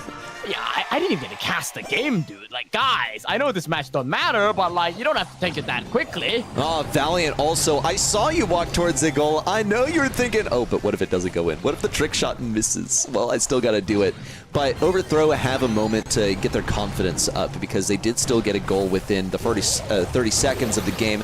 Pass up to Frank should be pretty secure. Yeah, not a walk-in sort of situation. Still need to get rid of that Gus who can knock things back. A pass over to Chamar should be enough. An Overthrow cleanly sweep through set number 1. Probably the fastest set that we have seen all day so far. Holy smokes. I guess I take back what I said, about South Asia not necessarily having a gigantic gap. I guess we just didn't get to watch the best team inside Group B for the better half of the day. Like, admins, you guys are from India. You guys should know better. But I'm just kidding. Nah, I want to watch ABC, and no one wants Overthrow, I guess. Yeah, but no, I mean, and that will put a threat, right? I mean, because at the later stages of the competition, right, eventually these two regions will collide. These two regions will inevitably have to play each other, and so if ABC is, the strongest team that's supposedly coming out from Group A, and Overthrow is showing this, authority here inside Group B, coming in this dominant against I Guess Bro. I mean, I can't tell if I Guess Bro have just given up. Did they just ban double thrower Globert? It appears they did, Spoo. What's up with that? That's a white flag. You've heard of red flags, you've heard of green flags. Pull out your white one, man. If you're really throwing in the towel, you think that they are admitting surrender, or do you think it's just like that advantageous to have a blank check? Nah, there's no strat here. They just don't care anymore, I think. I don't want to put it that way, but okay. If it was a strat, you'd see triple thrower bans, right? You wouldn't necessarily... I mean, I don't know. I mean... If it were a real throw, Spoo, then the bans would be Colt, Shelly, and Barley. Or like whatever the furthest to the left brawlers are. But maybe these are their favorites. So, like, it's on the left anyways, like, so, I mean, I don't know. I'm just saying, right, like, that we've never seen Tick and Sprout get banned in centuries, and so I think I Guess Bro just wants to get this as quick, just basically get it done with as soon as possible, and I respect that, right, like, it's fine, like, they're still playing, they're not just tapping in the towel, and the picks, right, if this was a complete troll draft, then yeah, like we'd see Shelly, Colt, El Primo as like 3 picks and we're done. But instead we've got a Byron set up. Will the Menace BB show up? Because we are already seeing Overthrow go with this Bell and Jean selection. Interestingly, Bell does have something in her kit that can help. Instead, okay, I guess, bro, they're going for the triple support comp. Pick out something from the Raccoons playbook. This is something that they did a lot at World Finals, going 3 supports and just playing with pure synergy. I guess if they're going to go out, they want to go out hand in hand. Yeah, I suppose. Just want to believe that, they played as a team till the bitter end. Because if Overthrow can up the momentum here and walk over them like they did in Brawl Ball, then I guess, bro, they may just need all the healing that they can get. Shooting Star is coming up soon.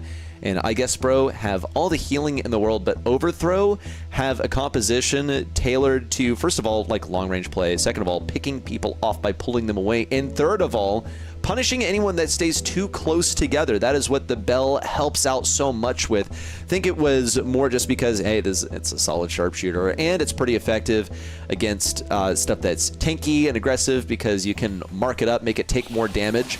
You'll also see, I guess, bro, have the ability to get that blue star. Luay is making a pretty costly approach there, though. Overthrow have the wherewithal to know that, okay, if Jae Young is being selected, he's going for that blue star, and they hammered down that mid.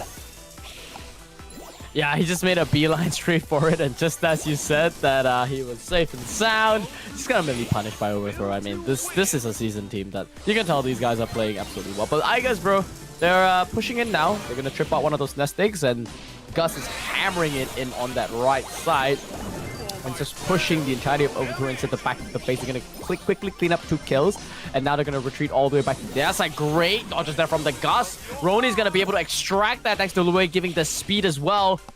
But it is Overthrow that is now firmly in control of the mid.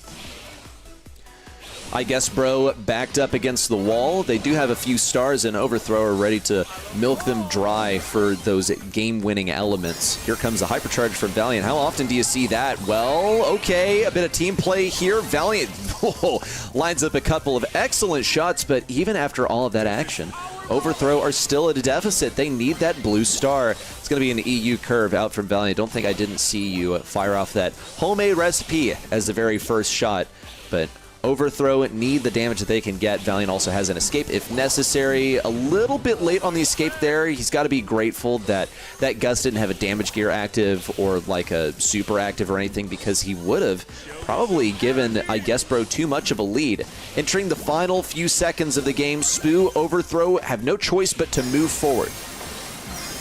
They're gonna have to try and claw back this blue star. Big G pull onto Roni, but then the bigger Byron super to come in there. Oh, but a last minute tap comes out there from Valiant, and that's gonna seal the deal for, I guess, Bro, as Overthrow put them on match point in this game number 1 of the set. What an explosive finish. Really, really close there. Could have gone a very different way if, say, Gus had just waited to use his super till later. I think he was expecting a flurry of damage to come in, also just wanted the additional damage to move his opponents back, prevent them from pushing in so aggressively, and that worked, but I have to wonder whether it would have been more worth it to use it in close range. I think he just kind of expected that he was going to be eviscerated in the midst of that pull. Early interactions, kills going both ways. I guess Bro getting a couple, plus that blue star that they've been hanging on to since the beginning of the game. Overthrow only getting 1 kill of their own. This is a challenging meta for Piper, but Valiant still makes it look like a pretty effective brawler. It's just challenging for her to profit here when everyone has gotten a health buff across the board, so she doesn't two-shot as many things as she did previously. So though it's still one of the fastest projectiles in the game, it's high risk, high reward if you can land it. And so far, the risks are paying off. Hypercharge comes out there from Valiant. Brawl pinches out Dark, nowhere to go for him. That's going to allow Valiant to now sneak up on the left side. He's having some ideas, but just falls back for a moment.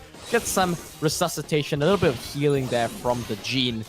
As they prepare for the next offense, they just need to hold down the fort for another 1 more minute. Valiant is forced to take the jump here. Gonna be picked off there by Roni on the Gush, but Dark's is eating way too much damage. This should be an easy pull for the Gene. It is. The Gush shield, parallax error or something, not really connecting, but at the very least, they managed to get the return kill. It's, I guess, Bro, still in the lead for a half second, and Valiant takes it right back.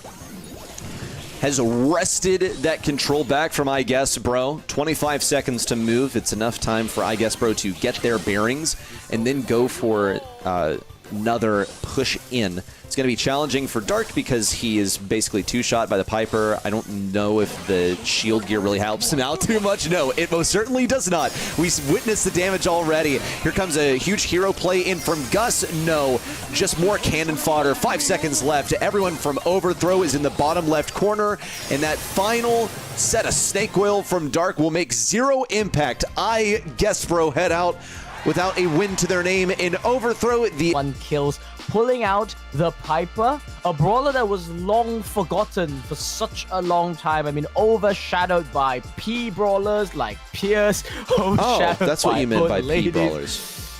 Yeah, I mean, and Chester. Yeah, it was over. And Chester, you know, wait, why is that P brawler? He's the one who did it. Oh, that's true. Oh yeah, that's true. That's true. I forgot the lore. I mean, never got to that video. But yeah, I mean, Piper's been overshadowed for such a long time, but we tend to forget that in the hands of a very skilled player, you know, like overseas, we look at the Angel Boys of the world, you know, the X9Js of SCA, and then you're just thinking to yourself, like, yeah, there are still people who really understand sharpshooters and movement, and Piper is high risk, high reward. You miss a single shot, you lose so much tempo, you have to fall back all the way to base. That's exactly why they paired it up with two more stable picks like this Bell and the Gene to give that little bit of stable base. But yeah, like Valen took so many risks, he only died once. Gee. That is wild, dude. And hey, I must have missed the part where he died because I mostly saw Valiant tapping up opponents. That was pretty crazy. There are moments where like, oh, but surely he's not going to get the kill. He would have to hit 2 shots in a row. Oh my gosh, and he did it. A 4-1 KD. I remember them, they're pretty fresh. Not to take away from his teammates, of course, Raw with a 6-2 KD, tapping people up, getting lots of damage from iGuessBro, staying close together because they have to. They're a bunch of healers. You had to commend the attempted strategy from iGuessBro. Really, they were just in this one to say that they had beaten Overthrow. I think there are still bragging rights to be won when your opponent is the one that is most likely to represent your region at the latest stage of competition. It's Overthrow and ABC, really the teams to beat in their respective groups, and they'll be headed on to the next stage to really fight for that opportunity. So here are the final results, Spoo. You have ABC and Overthrow leading their groups with 3 records. In fact, the different groups really rhyme because we see one team going a perfect 3-0, a 2-1 between Not Etoile and 77. Those are your 4 teams headed on to the next stage. And then, of course, you have Bai, which is not even a team, Punch the Monkey, who won our hearts but not their matches. Ninim and iGuessBro, who fell short of making it to the next stage. Congratulations to ABC, Not Etoile, Overthrow, and 77. They've survived the trials of the Regional League groups, but ready. We've got to talk about the Regional League finals, and that is going to be happening tomorrow, guys. So here's how it's going to work, okay? And then for some of you who are hearing it for the first time, it's a double elimination. 4 teams, okay? 3 teams will advance to the playoffs, which means effectively, okay? Effectively, for these teams, they will only need to win a single game to make it to playoffs. That is insane. That's really generous, by the way. Like, I think that's pretty generous at this point if you've made it to this stage of the competition, that you only need to have one more step to make it all the way and get to play all the matches. Now, you will notice that it's a 4-team double eliminations because we are not mixing the regions at this point. So no, there is no SCA, SA action just happening yet. That will be happening in the decider playoffs. So tomorrow, it will be a rolling schedule. We'll begin with SEA. We'll clear out their 4 teams. It's going to be 4 matches of non-stop action, and then it's going to be followed up by 4 matches of SA action. And that's all going to be best of 5s, ladies and gentlemen. And that is going to be 8 matches. That's right. And man, I'm going to be so excited for those. We get to see both of the regions back to back also, and we'll get to see who is heading on to the final stage. It is just one more. In fact, yeah, why don't we remind everyone of just like how this paints like the big picture here, because the regional leagues lead into the decider playoffs. We're concluding the regional leagues tomorrow, and then the decider playoffs are coming up after that. The winner of those goes to Brawl Cup. Win a bunch of money, represent the region on the big stage, and if they have the medal, can earn some postseason slots for the region. When I say slots, I really mean one, because it's one team going, but this is the SESA path into the postseason for Brawl Stars, into the Last Chance Qualifier or into the World Finals. So that is what you have to look forward to, everyone. This is the road to Brawl Cup. Spoo, before we conclude for the day in South Asia, is there anything else you want to add? We've got one more day of action as I turn into a PNG JPEG image. Yeah. I am now a PNG. I am now back. Oh my god. No, we've got one more day of action. I don't want any of you guys to miss it. It's gonna be the decider playoffs tomorrow. I know some of these games in the last 2 days of groups may have felt a little bit more casual, may have felt a little bit like tier 3 games. Some of the games I even felt were like my legendary or mythic ranked games even. Oh goodness. But yeah, that's gonna change. Okay, as soon as I mentioned, Mythic, I get punished by turning into a PNG. No worries about that. Starting from tomorrow, it's gonna be high stakes matches. It's gonna be a lot higher in quality than we expect. We're expecting lots of the best of tier 2. Yeah, that's all it from me. Thank you guys a lot for watching, especially certain somebody that's been sticking by in the chat the entire night. Thank you very much, everyone, for watching. We have some issues that we need to fix, apparently, because Spoo is getting pixelated and he's being transferred into the digital world. Hopefully, we can get him out by tomorrow. That's it from us. We'll see you tomorrow for more Road to Brawl Cup action. And Sasa, we're concluding the regional finals. You'll want to be there. See you then.